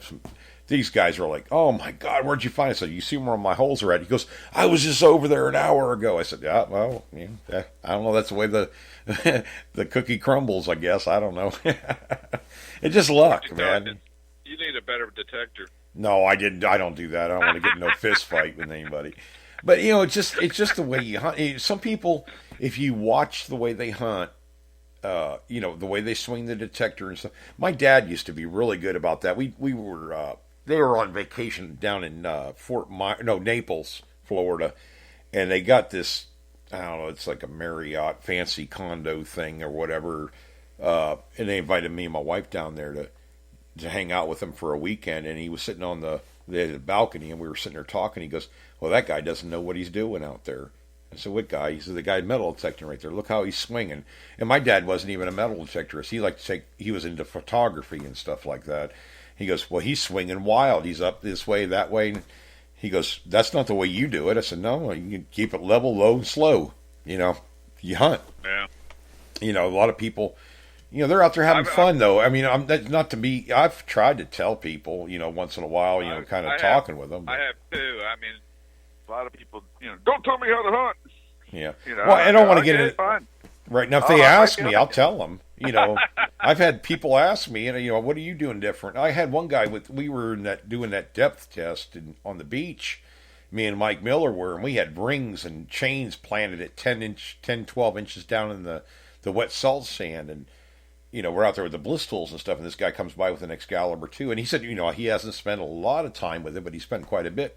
He was in all metal and couldn't even get those targets. And we were pounding the crap out of him with the V5 and V6. It's just that the machines, they're just different, and they're a little bit better, and we knew how to set ours up better. But even Mike said, he's used Mike's go-to machines really are on the wet sand and dry sand. It's a bliss tool, and then if he goes into the water hunting, it's a CZ21 by Fisher. But he has Excalibur also, but he prefers the Fisher because it seems to hit better on gold. And it's an underwater machine, obviously. But, when the guy came up with the Excalibur, and Mike looked at me, he goes, he'll never even get even the gold ring at 12 inches. He'll never get it.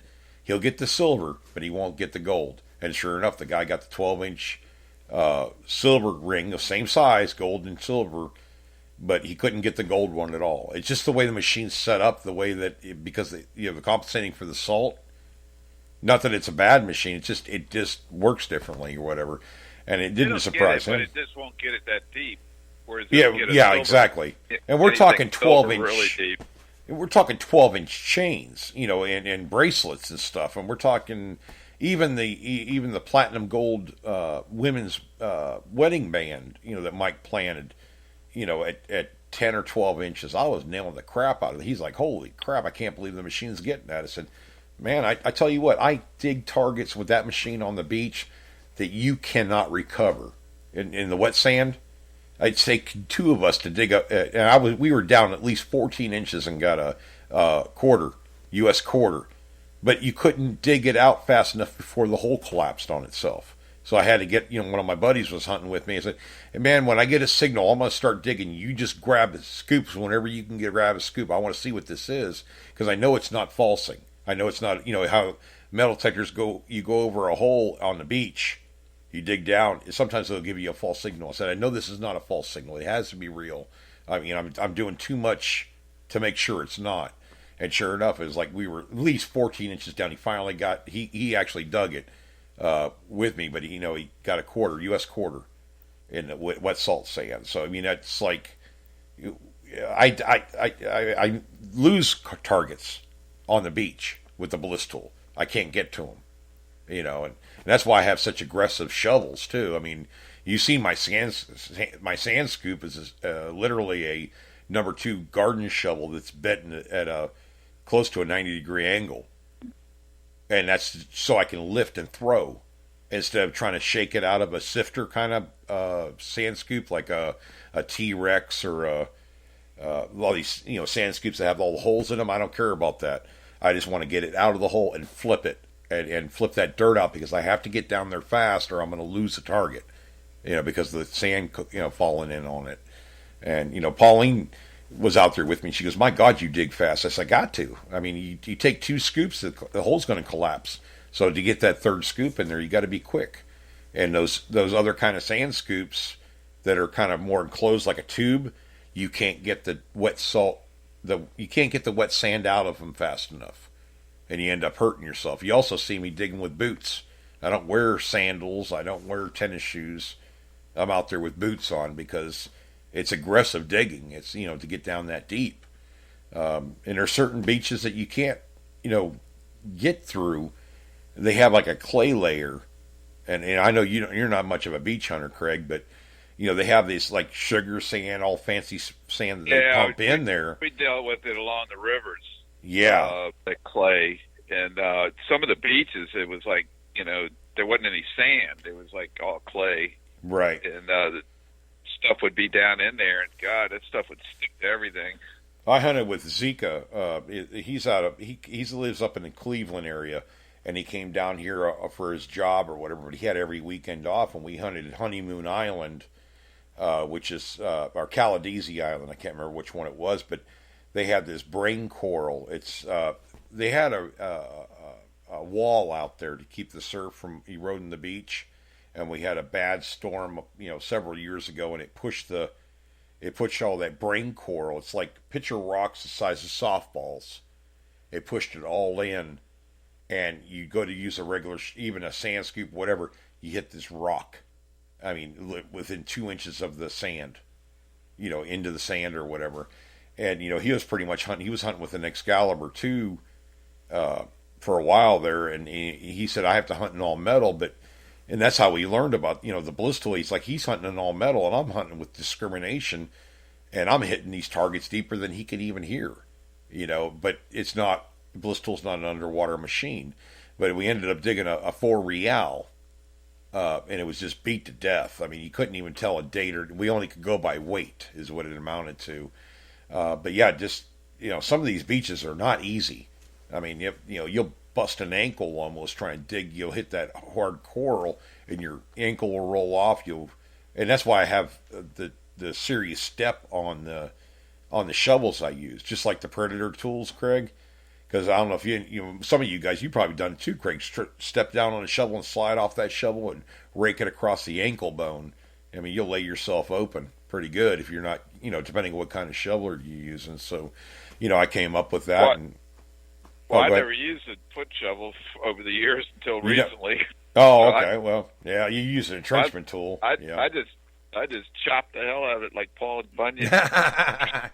Like a samurai warrior. Craig's vicious with it. Some of the tools, that's what I laugh about. A lot of the tools we use, the digging tools, they're aggressive. I mean, they're battle ready.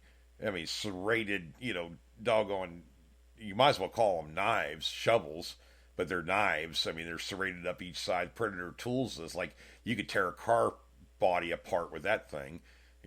Gravedigger shovels. I mean, we have some serious firepower when it comes to shovels and stuff like that. That's the way, the shovel I use in my videos, it's a number 2 shovel it comes to a point, but man, it rips right through that sod. I mean, it's a little bit of work, but, doggone. I mean, yeah.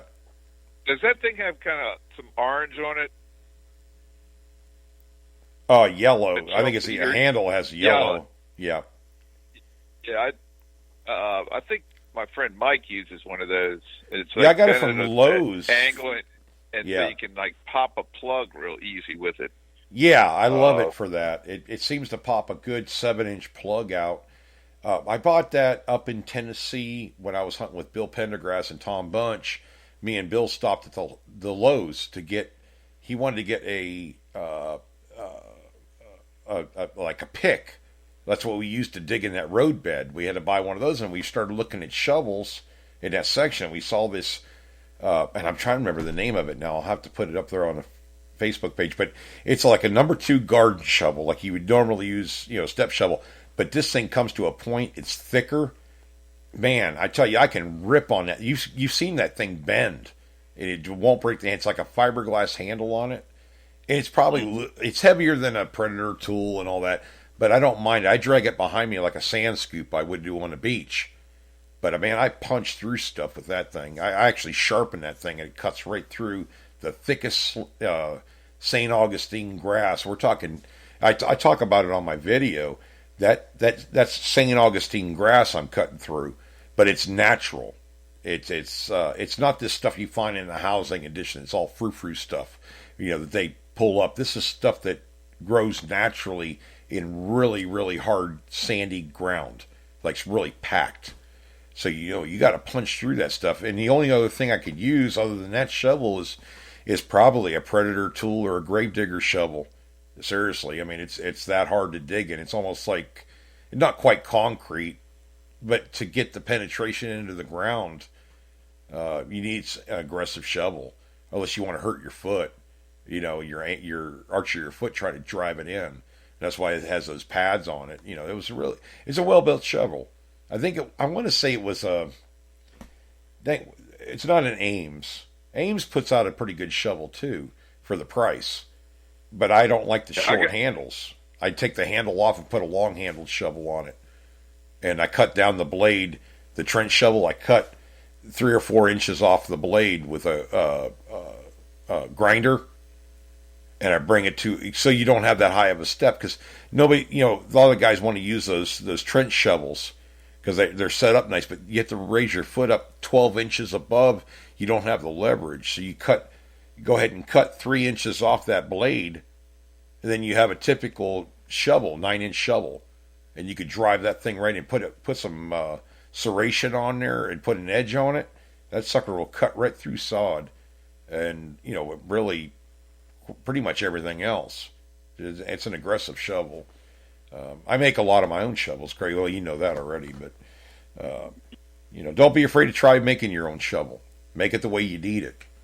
The way you want. If you have access to a grinder and or a cutoff tool or whatever, and a welder, you can come up with some pretty doggone good designs. You're not using the state of the art stainless steel or anything like that. I've made those too, Craig. Like a whole a plugger. When I had the White's machine, I took a piece of stainless steel. I think it was a 3 or 4 inch tube stainless steel. Had the guy cut it off with a particle cutter at an angle so it come to a point, and I welded a rod onto that thing so it made a handle, and I could drive that circular shape, but it was cut at an angle so it cut right into the ground and plug it, and then I had a little piece on there that you can kick and knock the plug out, and I used that with the MXT. But I thought about trying to patent that. They were called I think they were called groundhogs. I've actually seen those that were made. They had like a handle on each side, and you push it down in the ground, and then it was similar. Yeah, I broke that one. I bought one of those from Calico, and I broke that thing the first day I used it. It was just okay. Well, no, it's not that it's not. It's just you have to remember, man. I'm hard on tools, big time. You also got to be careful on pinpointing. Yeah, absolutely. Well, when I was using the MXT, I was hunting parks, and it was perfect for parks because most of your items were like 4 or 5 inches down. But when I made that one out of stainless steel, it was lightweight, it was sharp. I made it so I could sharpen it. But the biggest thing with it is, I bought several other detectors, and they were getting too deep. And once you only can make that thing so long. I think I could retrieve a 9-inch target. That was it. And then trying to kick that dirt out of there. One of the guys had put a caulking gun system on his where you can ratcheted it out because that stuff gets packed in there so tight. But then I turned around and I went to this was like 15 years ago, and then I saw it at I tried to get a patent on it at one time, and the people really liked it and everything. But then the next thing I saw was somebody came up with one that was square, a square plugger they use for sod plugging or something. It was at Lowe's or something. I'm like, well, hell, there goes my idea. They had pretty much the same deal I had, so I learned my lesson about those patent places, that's for sure. But it just, you live and learn. Then I started making shovels just for myself. And I like the guy. I can't remember his name off the top of my head, but the guy that, I don't know if he owns Gravedigger Tools or he just works for them, but he was up that CWPPO hunt up in Ohio, the one that you didn't go to, Craig, the year after. And I talked with him for a while, and he's come up with some pretty doggone good designs. And of course, John Lesh, I talked to him before. He's Calico's selling his shovels now. Yeah, they're very durable. If you break those things, buddy, you're a stronger man than me. Because I've put mine. I have a Ground Shark, I think it is. I can't remember the name. It's the one that it's about 3-inch wide blade, serrated up both sides, and I put an edge on it. And I've pried up a black water pipe, concrete blocks. It's never bent, it's never broken. I still have it. I've had it for 10 or 15 years now, or something like that. The thing's it's vicious. It's if you want a damn good shovel to last you a long time, Brad, a Predator tool or whatever, a Lesh tool, they're going to last you forever. You're going to pay the price for them up front, but they're durable. That's what the name of the game is. You can rip apart a car with one of those things. I swear.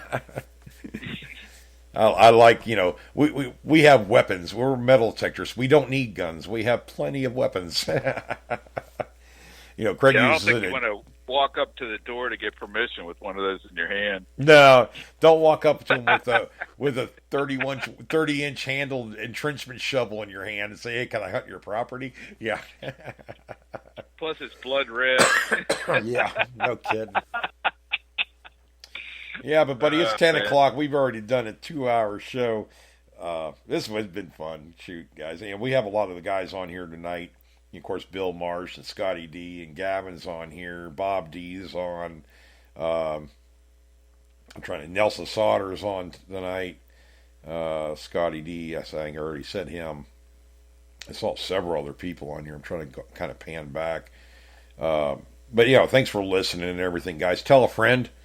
Maybe somebody that's new to the hobby or whatever kind of wants to hang out and just kind of learn a little bit about metal detecting, and tell them about all the other shows too. Relics Radio and Beyond Sight and Sound, All Metal Mode. We all have different formats, but we're all kind of into metal detecting, obviously. So be sure to like and follow the show, and we'll be on Monday night. We do Monday, Wednesday, and Friday mornings at 7 a.m. and then we do our regular hardcore metal detecting show on Saturday night at 8 p.m. and this is all Eastern time. So join in, be a follower, and be supportive to the other shows there, because we just pretty much we all do this just for fun. So to hang out with you guys. So have a good night and a good holiday season. We'll talk to you on Monday morning.